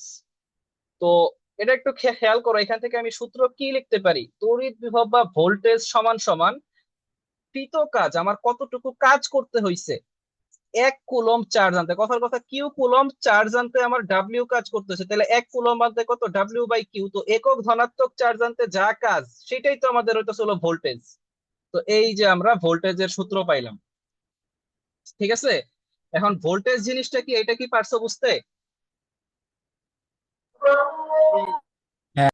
এখন এটা যদি আমি গ্র্যাভিটেশনাল পোটেনশিয়াল দিয়ে যদি এক্সপ্লেন করতে চাই, দেখো এই যে বস্তুটা ভূমিতে ছিল, ভূমি থেকে উপরে উঠাইতে যতটুকু কাজ করতে হইছে এইটাই কিন্তু এই বস্তুর মধ্যে সঞ্চিত হইছে বা বিভব শক্তি।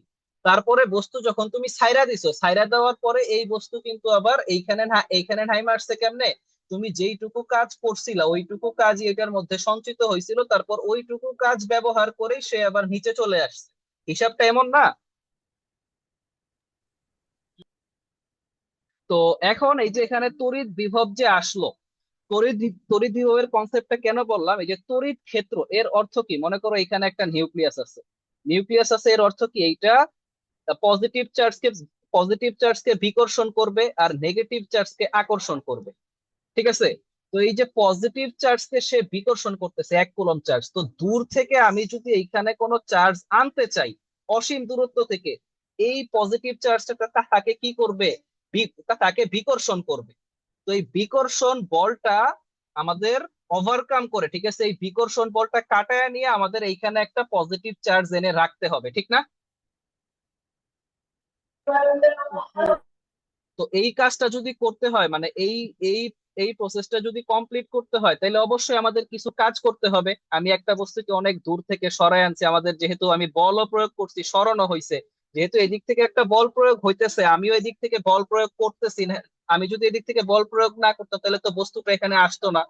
তো বলও প্রয়োগ হয়েছে, স্মরণও হয়েছে, এই স্মরণের কারণে কিছু কাজ আমার হয়েছে। তো সেটা হইতেছিল আমাদের এই কৃত কাজ। আর এই চার্জের মান যত, সেটারে যদি আমি ভাগ দিয়ে দিই, তাহলে প্রতি একক কুলম্বের জন্য আমরা কৃত কাজ পাবো, সেটাই হইতেছিল ভোল্টেজ, ঠিক আছে।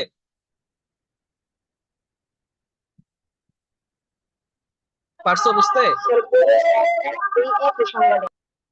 জি। স্যার বইয়ে এই একই সংজ্ঞা দেওয়া। আচ্ছা, বইয়ে একই সংজ্ঞা দেওয়া, আচ্ছা বইয়ে এই সংজ্ঞা দেওয়া থাকলে ভালো, আমি বইটা আসলে ভালোভাবে খেয়াল করি নাই।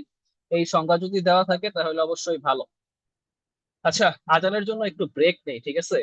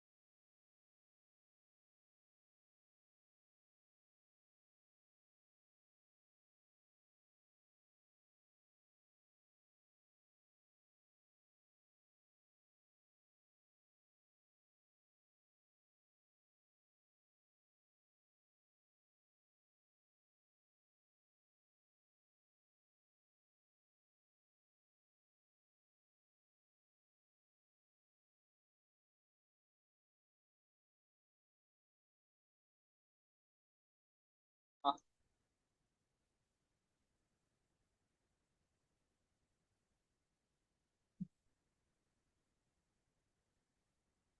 আচ্ছা, তো বইয়ে যদি একই সংজ্ঞা দেওয়া থাকে অবশ্যই ভালো। এখন তড়িৎ প্রবাহ যেটা নিয়ে এত কথাবার্তা বলতেছিলাম, ঠিক আছে, এই যে ভোল্টেজ দিয়েই মূলত তড়িৎ প্রবাহ, তো সেইটাই আমি আসি। বিভব পার্থক্য ও ইলেকট্রন প্রবাহ, একটা ইলেকট্রন প্রবাহিত হয় কোন দিক থেকে কোন দিকে জানো?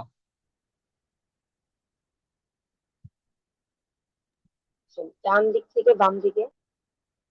ডান দিক থেকে বাম দিকে না, ইলেকট্রন প্রবাহ ঘটে হাই কারেন্ট। ভোল্টেজ থেকে লো ভোল্টেজের দিকে, উচ্চ বিভব থেকে নিম্ন বিভবের দিকে, ঠিক আছে। এখন হাই ভোল্টেজ অর্থ কি, এটা এটা এটা কেন, এটাও তোমরা জানবা। এইটাও তোমরা খুব সুন্দরভাবে পারবা জানতে। হাই ভোল্টেজ অর্থ কি? হাই ভোল্টেজ অর্থ এটার বিভব শক্তি বেশি। এই যে এখানে ভোল্টেজটা মূলত কি, মূলত বিভব শক্তি। কার কারণে? এই যে মানে কি কি বলে যে স্থির তড়িৎ বলের কারণে যেই বিভব শক্তিটা জমা হয়। তো হাই ভোল্টেজ অর্থ কি, এটার বিভব শক্তি বেশি। আর লো ভোল্টেজ অর্থ কি, এটার বিভব শক্তি কম। এখন বিভব শক্তি অর্থ কি, সঞ্চিত শক্তি। হাই ভোল্টেজ অর্থ কি, এটা সঞ্চিত শক্তি। তো যেই শক্তিটা জমা ছিল ওই শক্তিটা খরচ করেই তো সে হইতেছিল প্রবাহিত হবে। এর কারণে ইলেকট্রন প্রবাহ হয় হাই ভোল্টেজ থেকে লো ভোল্টেজ, হাই ভোল্টেজ থেকে লো ভোল্টেজের দিকে। ঠিক আছে? এটা কি পারছো বুঝতে? জি জি স্যার। স্যার। এখন এমন যদি কোনো একটা অবস্থা থাকে, এই যে এইখানে 10 ভোল্ট, এইখানেও 10 ভোল্ট, তো এইখানে তড়িৎ প্রবাহটা কোন দিক থেকে কোন দিকে হবে বলো? স্যার হবেই না। হবে না, কারণ এইখানে কোনো ভোল্টেজ ডিফারেন্স নাই। ভোল্টেজ যদি বেশি হয় তাহলে বিভব শক্তি বেশি, সে সঞ্চিত শক্তি খরচ করে কম ভোল্টেজের দিকে যাইতে পারবে, সেটা যেই ডিরেকশনেই হোক। বাট ভোল্টেজ যদি সমান হয়ে যায়, এখানে তো দুইজনেরই তো শক্তি সমান, কারোরই তো অতিরিক্ত সঞ্চিত শক্তি নেই যেটা খরচ করে সে খরচ করে সে প্রবাহিত হতে পারবে। ঠিক না? এর কারণে ব্যাটারি দেখবে অনেকদিন পর পর চার্জ দিয়ে আনতে হয়, কারণ হাই ভোল্টেজ থেকে লো ভোল্টেজের দিকে ইলেকট্রন প্রবাহিত হইতে হইতে দেখা যায় অনেকদিন পর ব্যাটারির অবস্থা খারাপ হয়ে যায়। এটা সাধারণত দেখা যায় যে 10 থেকে 15 বছর হইতে পারে। ঠিক আছে? ফোনের ক্ষেত্রে হয়তো এটা 5 থেকে 7 বছর হয়। ঠিক আছে, মানে ব্যাটারি ড্যামেজ হয়ে যায়, যেটাকে আমরা আসলে বলি ব্যাটারি কি বলে, ব্যাটারি ড্যামেজ হয়ে যাওয়া, বা আমাদের তখন ব্যাটারি চেঞ্জ করতে হয়। কারণ কি, ইলেকট্রন প্রবাহিত হইতে হতে ভোল্টেজ ভোল্টেজ ডিফারেন্স যে আছে সেইটা সমান হয়ে যায়। এখন এইখানেই কথা, তড়িৎ প্রবাহের জন্য প্রয়োজন বিভব পার্থক্য। এখন ভোল্টেজকে আমরা ভি দিয়ে প্রকাশ করি, বিভব পার্থক্যকে আমাদের ডেল্টা ভি দিয়ে প্রকাশ করার কথা না?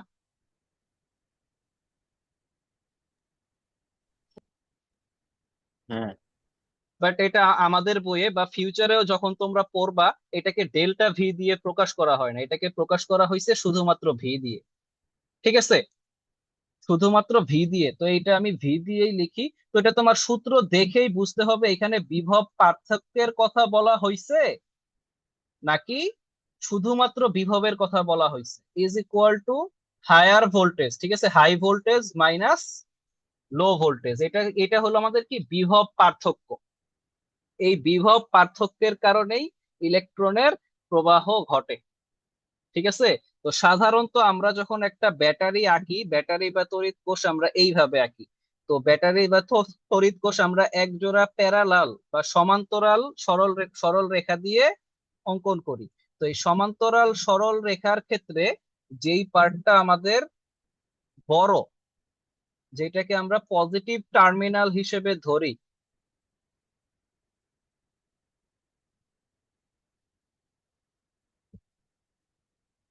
সেইটা আসলে কি, পজিটিভ টার্মিনালটা হইতেছে হলো হাই ভোল্টেজ।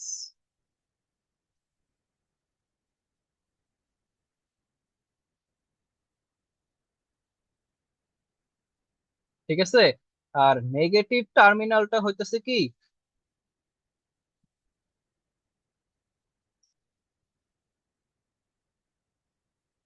এটা হইতেছে হলো লো ভোল্টেজ। এখন তোমার মনে প্রশ্ন আসতে পারে, আচ্ছা হাই ভোল্টেজ থেকে লো ভোল্টেজের দিকে ইলেকট্রন প্রবাহিত হয়, ঠিক না? তার মানে ইলেকট্রন তো পজিটিভ থেকে নেগেটিভ দিকে প্রবাহিত হওয়ার কথা। এই প্রশ্ন কি কারোর মনে আসছে?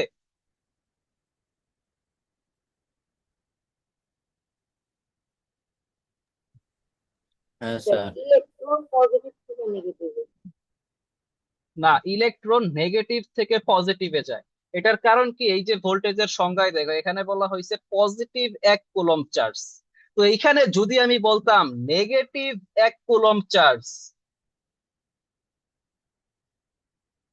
এইটা হিসেবে যদি আমি ভোল্টেজের সংজ্ঞাটা বলতাম, এখন বিজ্ঞানীরা নেগেটিভ 1 কুলম্ব চার্জ দ্বারা ভোল্টেজের সংজ্ঞা বলেন নাই। যদি নেগেটিভ কুলম্ব অনুযায়ী বলতো, তাহলে কি হয়তো, ইলেকট্রন প্রবাহ ঘটতো লো ভোল্টেজ থেকে হাই ভোল্টেজের দিকে। ঠিক আছে? তো যেহেতু আমরা সংজ্ঞা লিখছি পজিটিভ দিয়ে, কিন্তু আমাদের ইলেকট্রনের চার্জ নেগেটিভ, তার মানে ইলেকট্রনের প্রবাহ হয় কোন দিক থেকে কোন দিকে, লো ভোল্টেজ থেকে হাই ভোল্টেজ। এখন এটা আমি একটু সংখ্যা দিয়ে তোমাদের এক্সাম্পল দিই, ঠিক আছে? কথার কথা, এটা আমি সংখ্যা দিয়ে এখন, আচ্ছা আমি একটা ব্ল্যাক স্লাইড নিয়ে এক্সাম্পল দিই। এইখানে আমাদের একটা টার্মিনাল আছে, এইখানে আমাদের একটা টার্মিনাল আছে। তো এইখানে আমরা যেই সূত্রটা ইউজ করব, voltage is equal to work done by charge, ঠিক আছে? তো চার্জ যে আছে, চার্জ যদি আমাদের, কথার কথা আমাদের উভয় ক্ষেত্রেই 10 কুলম্ব পরিমাণ, 10 জুল পরিমাণ কাজ হয়েছে, 10 জুল, ঠিক আছে? তো এত ভোল্ট, আচ্ছা ভোল্টেজ যে আছে, ভোল্টেজের এককও কিন্তু ভি, ঠিক আছে? তো 10 জুল পরিমাণ কাজ হয়েছে, এটা আমরা ধরে নিলাম, ঠিক আছে?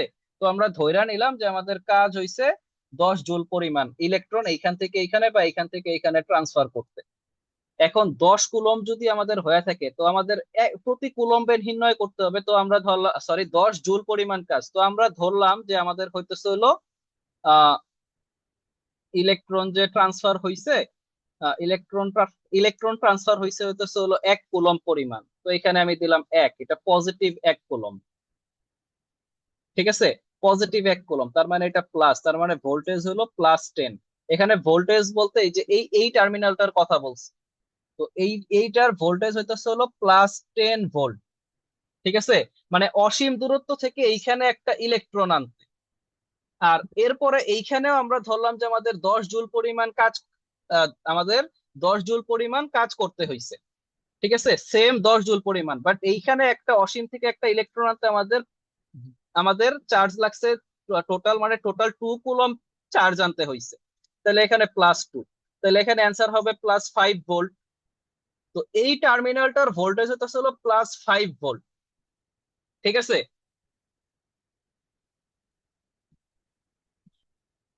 এইটুকু কি পারছো বুঝতে? আমরা দুইটা টার্মিনালের ভোল্টেজটা যে নির্ণয় করলাম, অসীম দূরত্ব থেকে 2 কুলম্ব চার্জ এই টার্মিনালে আনতে আমাদের খরচ হয়েছে কত, মানে আমাদের টোটাল 10 জুল পরিমাণ কাজ করতে হয়েছে। তার মানে এই টার্মিনালটার ভোল্টেজ হতে হলো 5 ভোল্ট।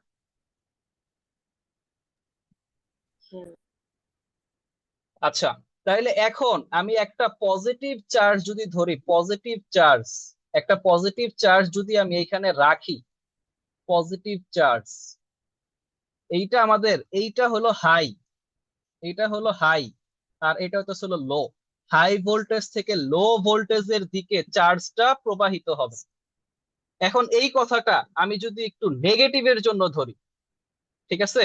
এখন আমাদের ভোল্টেজের যে সংজ্ঞা, এইখানে পজিটিভ দেওয়া, তো এইখানে আমি যদি নেগেটিভের জন্য যদি ধরি, এইখানে আমি জাস্ট চিহ্ন পাল্টায় দিলাম, -2 কুলম্ব লাগছে, -2, তাহলে এটার অ্যান্সার কত হবে, -5 ভোল্ট।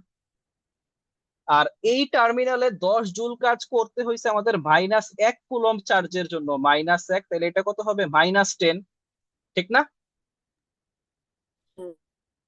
তো দেখো, যেহেতু আমরা এখন ইলেকট্রনের সাপেক্ষে হিসাব করতেছি, যেহেতু ইলেকট্রন একটা নেগেটিভ চার্জ, এখন এইখানে হাই ভোল্টেজ কোনটা, লো ভোল্টেজ কোনটা বলো? আগের বার কিন্তু আমাদের ইলেকট্রন মানে তো তড়িৎ প্রবাহ হয়েছিল এই দিকে, এখন এখানে হাই ভোল্টেজ কোনটা, লো ভোল্টেজ কোনটা? -5 বড় নাকি -10 বড়? -5। -5 বড়। -5 বড়। তো এইটা আমাদের হাই ভোল্টেজ হয়ে গেল, এটা আমাদের লো ভোল্টেজ হয়ে গেল। এখন তাইলে আমাদের প্রবাহিত হইলো এই দিকে। কিন্তু এইটা হলো আমরা কখন পাইলাম, যখন আমরা এই যে এখানে তড়িৎ, তড়িৎ, এই যে এখানে আমরা যখন তড়িৎ বিভবের সংজ্ঞায় যখন আমরা -1 কুলম্ব ধরছি, ঠিক আছে? কিন্তু সংজ্ঞায় কিন্তু -1 কুলম্ব নাই, সংজ্ঞায় আছে +1 কুলম্ব। এর অর্থ কি, সংজ্ঞায় যেহেতু +1 কুলম্ব, আচ্ছা ওই স্লাইডটা আর কি রিমুভ হয়ে গেছে। স্লাইডটা বলতে, ওটা তো আমি একটা টেম্পোরারি স্লাইড নিছিলাম। তো যদি -1 কুলম্ব যদি হয়ে থাকে, ঠিক আছে, তো আমরা যদি নেগেটিভ, ওই যে আমরা বললাম আমরা অলরেডি জিনিসগুলোরে পজিটিভ ধরে নিছি, বাট এগুলোকে যদি যদি আমরা নেগেটিভ দ্বারা ফার্স্টে যদি বিজ্ঞানীরা ডিফাইন করতেন, তাহলে আজকে আমাদের সব সূত্র ঠিকঠাক থাকতো। কিন্তু তখনও ইলেকট্রন আবিষ্কার হয় নাই, ঠিক আছে? এর কারণে এরকম একটা প্যাচ লাগছে, বাট এই প্যাচটা খুব একটা ঝামেলার না, এটা ক্লিয়ার করা একবারে সহজ। তো এখন তাইলে চিন্তা করো, যদি আমরা সংজ্ঞাটা যদি ইলেকট্রনের ক্ষেত্রে যদি দেই, যেহেতু আমরা তড়িৎ বিভব যে আছে এটা যেহেতু 1 কুলম্ব দিয়ে অলরেডি ডিফাইন্ড, এটা আমরা চেঞ্জ করতে পারবো না। বাট আমরা দেখলাম যদি এটার আমরা নেগেটিভ এক কুলম দ্বারা চেঞ্জ করতে পারি তাহলে কি হইতে পারে, ঠিক আছে? তাইলে কি হবে? তাইলে আমাদের ইলেকট্রন প্রবাহটা হাই ভোল্টেজ থেকে লো ভোল্টেজের দিকেই হবে। ঠিক ঠিক আছে। যদি আমরা এইখানে -1 ধরতে পারি, এইখানে এই যে এইখানে যদি আমরা -1 যদি আমরা ধরতে পারি, এইখানে যদি আমরা -1 সংজ্ঞা মানে আমরা ভোল্টেজের সংজ্ঞাই যদি পাল্টায়া দিয়ে এখানে -1 কুলম ধরতে পারি, তাইলে ইলেকট্রনের প্রবাহ হাই ভোল্টেজ থেকে লো ভোল্টেজেই হবে। কিন্তু আমরা যেহেতু এটা সংজ্ঞা ফিক্সড একটা জিনিস, যেহেতু সারা পৃথিবীতে ফিক্সড হয়ে গেছে, এটা আমরা চেঞ্জ করতে পারতেছি না, ঠিক না? তার মানে এখন আমরা ইলেকট্রনের যদি নেগেটিভ যদি আমরা হিসাব করি ইলেকট্রনেরটা, তো ইলেকট্রনের ফ্লোটা অ্যাকচুয়ালি লো ভোল্টেজ থেকে হাই ভোল্টেজের দিকে হয়, ঠিক আছে? ইলেকট্রনের প্রবাহটা কোন দিক থেকে কোন দিকে হয়? লো ভোল্টেজ থেকে হাই ভোল্টেজের দিকে, ঠিক আছে? এটা কি পারছো বুঝতে? ইলেকট্রনের হ্যাঁ। প্রবাহটা লো ভোল্টেজ থেকে হাই ভোল্টেজের দিকে ঘটে। কেউ কি কিছু জিজ্ঞেস করতেছিলা? না স্যার। না আচ্ছা, স্যার। আর তড়িৎ প্রবাহ ঘটে কোন দিক থেকে কোন দিক? হাই ভোল্টেজ থেকে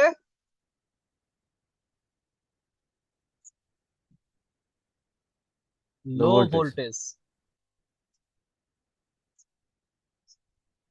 এখন এই ভোল্টেজ ডিফারেন্স আছে, এইটা যত বেশি হবে, এই যে এখানে ভোল্টেজ ডিফারেন্সটা যে আছে, দেখো এইটা যত বেশি হবে তত বেশি ইলেকট্রন ট্রান্সফার হতে পারবে বা তত বেশি তড়িৎ প্রবাহ হবে, ঠিক আছে? কারণ এটা আমরা বুঝতেই পারতেছি, একদিকে যদি 50 ভোল্ট থাকে আরেকদিকে যদি 0 ভোল্ট থাকে, তার মানে এখানে সঞ্চিত শক্তির পরিমাণ অনেক বেশি, তার মানে এখানে অনেক বেশি কারেন্ট পাস হইতে পারবে। বাট এইখানে যদি আবার মনে করো যে যদি এখানে যদি 5 ভোল্ট থাকে তাহলে তুলনামূলক কম ইলেকট্রন ট্রান্সফার হবে, হিসাবটা এমন।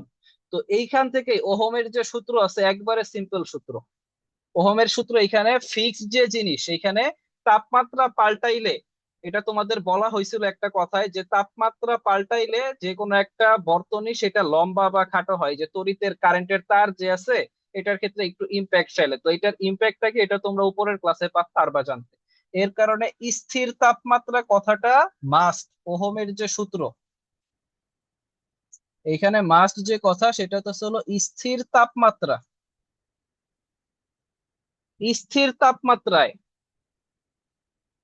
কোন পরিবাহীতে, কোন পরিবাহী দিয়ে প্রবাহিত তড়িৎ প্রবাহের মান ওই পরিবাহীর, যেহেতু ওই সম্পূর্ণ পরিবাহী দিয়েই তড়িৎ প্রবাহিত হইছে, দুই প্রান্তের বিভব পার্থক্যের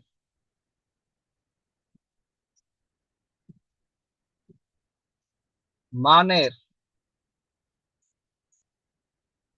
সমানুপাতিক। সূত্র এটা না? এই সূত্র কিন্তু আমি মুখস্থ করি নাই, সিম্পল সূত্র। যত ভোল্টেজ যত বেশি হবে বিভব শক্তি তত বেশি, যত বেশি শক্তি সঞ্চিত হবে তত বেশি ইলেকট্রন ট্রান্সফার হতে পারবে। এখন এইখান থেকে আরেকটা কনস্ট্যান্ট, আমরা যদি সমানুপাতিক চিহ্নটা উঠাইতে চাই, এইখান থেকে একটা কনস্ট্যান্ট আসে, সেই কনস্ট্যান্টটার নাম হইতেছে হলো আর। আরটা কি? রোধ।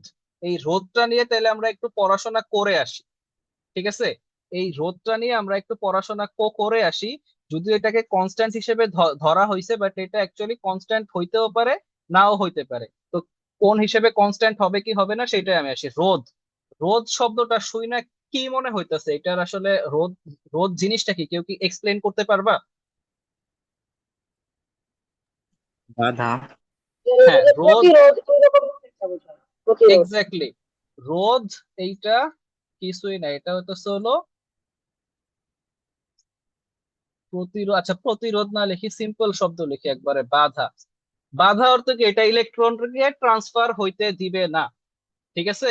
বাধা মানে কি, এটা ইলেকট্রনকে ট্রান্সফার হতে দিবে না, বা তড়িৎ প্রবাহ যে হবে সেইখানে বাধা সৃষ্টি করবে, বাধা বা প্রতিরোধ। এখন তুমি চিন্তা করো, কুলম্বের যে সূত্রটা ছিল, এই কুলম্বের যে সূত্র, এই কুলম্বের সূত্রে এইখানে তড়িৎ প্রবাহ আর বিভব পার্থক্য নিয়ে কথা বলা হয়েছে। এখন বাধা যত বেশি হবে, রোধের সংজ্ঞাটা তোমরা তোমাদের বই যে আছে সেখান থেকে পড়ে নিও, খুবই সিম্পল সংজ্ঞা, আমি আর সেটা না বলি। একটা বর্তনী দিয়ে, একটা পরিবাহী দিয়ে তড়িৎ যখন প্রবাহিত হবে, এইটা যত বেশি বাধা পাবে তড়িৎ কি তত বেশি প্রবাহিত হবে? না, কমে যাবে। বাধা যত বেশি তড়িৎ প্রবাহ তত কম, ব্যস্তানুপাতিক। এখন যদি কেউ জিজ্ঞেস করো যে ভাইয়া বা স্যার, আহ সমানুপাতিক ব্যস্তানুপাতিক আমাকে আবার বুঝাইয়া দেন, এগুলা কিন্তু আমি কম সময় নিয়ে পড়াই নাই, ঠিক আছে? একদম আমি কিন্তু এই যে আজকে এই পর্যন্ত যারা যারা আসছো, আমি কিন্তু স্টেপ বাই স্টেপ, বিন্দু বিন্দু করে কি বলে বিল্ড আপ দিয়ে দিয়ে তারপরে আসছি। রিভিশন ক্লাসে এই সমানুপাতিক ব্যস্তানুপাতিক অনেক সুন্দরভাবে বলা হয়েছিল। এরপরেও যদি কারোর কনফিউশন থাকে, স্পেশালি যে আছে জামি, তার যদি কনফিউশন থাকে জিজ্ঞেস করতে পারো। জামি ছাড়া অন্য কারো কনফিউশন আমি নিব না, কারণ জামি আগের ক্লাসটা পায় নাই। কোনো কনফিউশন আছে? না স্যার, আপাতত নাই। না। আচ্ছা, তো যত বেশি বাধা তড়িৎ প্রবাহ তত কম। তো এই যে এখানে ওহমের সূত্র, এই যে এইটা, আর রোধের যে সংজ্ঞা, এইখান থেকে আমরা সিম্পল ভাবে এইখানে এইটা আনতে পারি। এইখানে আই সমানুপাতিক ভি বাই আর। ঠিক ঠিক আছে। তো এইখানে যেই সমানুপাতিক যে আছে, সমানুপাতিকের এই যে এখানে কনস্ট্যান্টটা যে আসবে, কনস্ট্যান্টটাকে বিজ্ঞানীরা এক ধরে নিছেন, ওইটা হিসেবে পরবর্তীতে রোধকে ডিফাইন করছেন বিজ্ঞানী ওহম। ঠিক আছে। বিজ্ঞানী ওহম এই রোধটাকে কি করছেন, এই রোধটাকে ডিফাইন করছেন। তো এইখান থেকে আমরা বা দিয়ে লিখতে পারি, এখানে আমরা একটা কনস্ট্যান্ট যদি আনি, বা এটার আমরা আমরা লিখতে পারি হতেছে হলো ভি সমানুপাতিক আই আর। ওই যে যাই হোক, এখানে আমরা কনস্ট্যান্টটা যে আনছি, কনস্ট্যান্ট যে কোনো এক সাইডে আনলেই হয়। বিজ্ঞানী ওহম এই সাইডে আনছেন, আনার পর এটারে এইভাবে লিখছেন। তো এইটা সিম্পল সূত্র হইতেছে হলো V is equal to I R. তো ওহমের সূত্র নিয়ে কি কারোর কোনো কনফিউশন আছে? না স্যার। তো এই যে রোধটা যে আছে, রোধটাকেও বিজ্ঞানী ওহম যে আছে উনি অ্যাকচুয়ালি ডিফাইন করছিলেন যে যত বেশি বাধা। তো এর কারণে এইখানে কনস্ট্যান্টটা যে আছে, কনস্ট্যান্টটা হিসেবে মানে কনস্ট্যান্ট হিসেবে এইটা আর কি আনছেন। তো এখানে কনস্ট্যান্ট আসলে আর না, কনস্ট্যান্ট অ্যাকচুয়ালি তো ছিল ওয়ান। ঠিক আছে।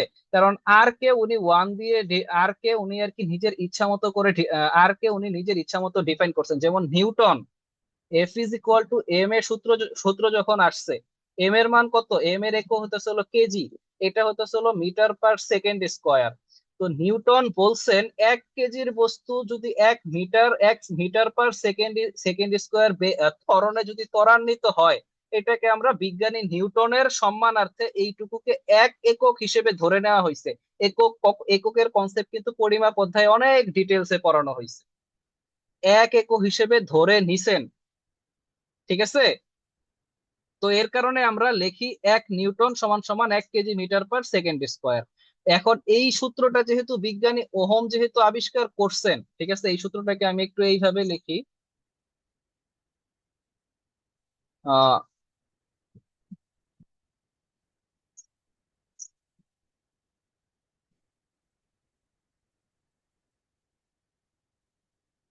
আমি একটু এইভাবে লিখি, ভি সমানুপাতিক আই, এটা হলো ওহমের সূত্র। বা এখান থেকে ভি সমানুপাতিক আই আর, তো সরি, সমান সমান আই আর। আর কে উনি একটা কনস্ট্যান্ট হিসেবে আনেন নাই, এটা আসলে হ্যাঁ কনস্ট্যান্ট হিসেবে আনছেন। ঠিক আছে। এটা যে যে কোনো রোধ হতে ছিল সাধারণত ফিক্স থাকে, বাট কনস্ট্যান্ট মানে একটা পার্সপেক্টিভে হয়তো কনস্ট্যান্ট, এটা পার্সপেক্টিভ চেঞ্জ হয়ে গেলে কনস্ট্যান্ট নাও থাকতে পারে। যেমন জি যে আছে, জি কিন্তু একটা কনস্ট্যান্ট, বাট যখন পার্সপেক্টিভ চেঞ্জ হয়েছে, পৃথিবী থেকে যখন চাঁদ হইছে বা পৃথিবীর আমরা যখন এক এক পয়েন্টে গেছি, আমরা যখন পোলার পয়েন্টে মানে মেরু প্রান্তে গেছি, আমরা যখন বিষুব অঞ্চলে আনছি, ক্রান্তীয় অঞ্চলে আনছি, তখন আমাদের কি হয়েছে, জি এর মান পরিবর্তন হয়েছে না? কিন্তু ওই ক্রান্তীয় অঞ্চলে কিন্তু জি এর মানটা কনস্ট্যান্ট। ওই হিসেবে আর যে আছে একটা বর্তনীর ক্ষেত্রে ভি আর আই পরিবর্তিত হইতে পারে, বাট ওই বর্তনীর ওই স্পেসিফিক পার্সপেক্টিভে আর এর মান হইতেছে হলো কনস্ট্যান্ট। তো এই যে এই আরটা, এটা বিজ্ঞানী ওহম যে আছে তার সূত্র অনুযায়ী আসছে। এর কারণে আর বা রোধ যে আছে, রোধের একক কি? ওহম। রোধের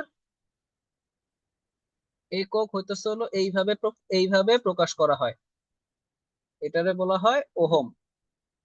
এখন এইভাবে কেন প্রকাশ করা হয়? এটা দেখতে কিছুটা কিসের মতো, বাল্ব, লাইট, ঠিক আছে, লাইট যে আছে না, লাইট সেটার মতো।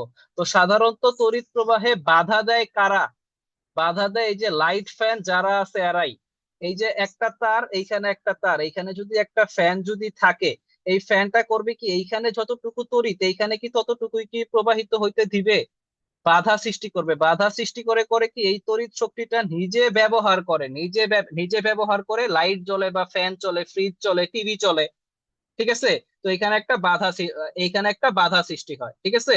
তো এই বাধাটা, এটাকে আর কি ওহম কি বলে, বিজ্ঞানী ওহম রোধ হিসেবে ডিফাইন করছেন। আর ওনার সম্মানার্থেই 1 ওহমকে, ঠিক আছে, 1 ওহম এটা একটা একক। 1 ওহমকে, ওহম সমান সমান কি, V by I, 1 voltage. 1 voltage তড়িৎ, 1 ভোল্টেজ বিভব পার্থক্যের মধ্য দিয়ে যদি 1 অ্যাম্পিয়ার বিদ্যুৎ প্রবাহিত হইতে পারে, ঠিক আছে, সেইটাকে একটা কনস্ট্যান্ট হিসেবে ধরে, একটা আদর্শ মান হিসেবে ধরে বিজ্ঞানী ওহম তার নামে একটা একক দেওয়া হয়েছে, 1 ওহম। এখন এখানে একটা ইম্পর্টেন্ট জিনিস একটু মিস হয়ে গেছে, তড়িৎ প্রবাহ যে এত ডিটেলসে পড়লাম, তড়িৎ প্রবাহের এককই পড়া হয় নাই। একক কি? একক কি হইতে পারে? একক, এম্পিয়ার। একক অ্যাম্পিয়ার তো আমরা জানি। এই সংজ্ঞাতে কুলম্ব, কিউতে কি, কিউতে চার্জ, চার্জের একক কি, কুলম্ব। কুলম্ব পার সেকেন্ড, বা এটারে আমরা এইভাবে লিখতে পারি, প্রতি সেকেন্ডে কত কুলম্ব পাস হইছে, বা অ্যাম্পিয়ারকে বড় হাতের এ দিয়ে প্রকাশ করা হয়, ঠিক আছে? তো আর ভোল্টেজ যে আছে, ভোল্টেজের একক এইখান থেকে আমরা কি লিখতে পারি? ভোল্টেজের একক আমরা এখানে লিখতে পারি জুল, জুল পার কুলম্ব। এই জুল পার কুলম্বকে ভোল্ট হিসেবেও ধরা হয়, ঠিক আছে? সেম, এখানে জুল কুলম্ব এইভাবে আমরা লিখি, একটা লিখলেই হয়েছে, জুল পার কুলম্ব লিখলেও হবে, আর এই যে এইভাবে লিখলেও হবে, যেটা তোমার ইচ্ছা। এখন এই যে এই সম্পূর্ণ যে লেকচারটা হলো, এখানে কি কারোর কি কোনো কনফিউশন আছে? আর ওহমের যে সূত্র, এখানে স্থির তাপমাত্রা কথাটা যদি কেউ উল্লেখ না করো, সূত্র ভুল। কারণ তাপমাত্রা চেঞ্জ হইলে এখানে অনেক কিছুই পরিবর্তন হয়ে যায়।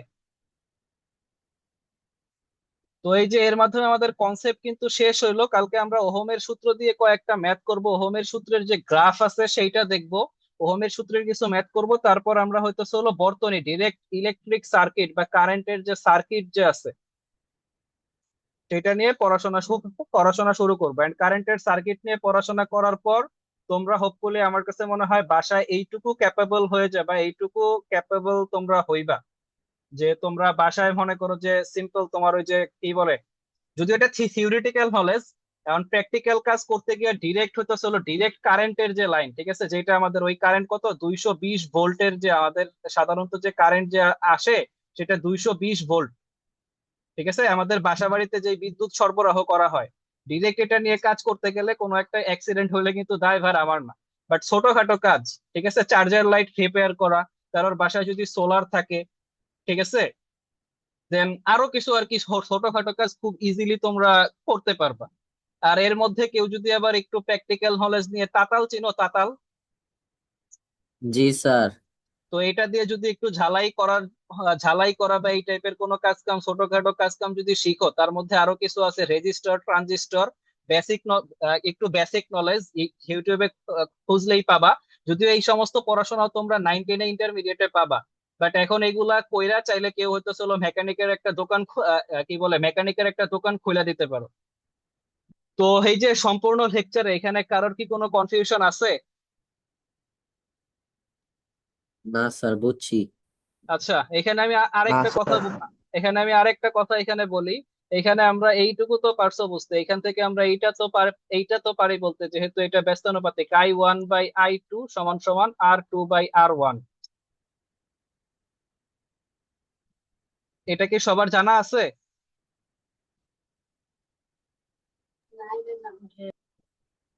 রামিম, না জামি, স্যার। তূর্ণ? জি আচ্ছা, স্যার। এটা হইতেছে এটা সমানুপাতিক ব্যস্তানুপাতিকে বলা হয়েছে। যদি ব্যস্তানুপাতিক হয়ে থাকে তাহলে আমরা লিখতে পারি I2/I1 is equal two R1/R2। ঠিক আছে, এইখানে 2 1, এখানে 1 2, অথবা এইখানে 1 2, এইখানে 2 1। এটা আর কি ওই যে সমানুপাতিক ব্যস্তানুপাতিক যখন পড়ানো হয়েছিল তখন এটা মানে অনেক ডিটেলসে দেখানো হয়েছিল। হোয়াট এভার, এটা যদি সম্ভব হয় তাহলে জামিকে আমি পরে কোনো একটা সময় দেখা দিব না, আজকে তো টাইম মোটামুটি অনেক হয়ে গেছে, 1.5 ঘন্টার উপরে হয়ে গেছে। আর এইখানে ভি যেহেতু সমানুপাতিক আই, ঠিক না, সমানুপাতিক থাকলে আমরা কি লিখি 1 2 1 2, V1/V2 is equal two I1/I2। ঠিক আছে, তো আজকের সম্পূর্ণ লেকচারে কারোর যদি কোনো কনফিউশন থাকে জিজ্ঞেস করতে পারো, আমি তাহলে রেকর্ডিং অফ করলাম।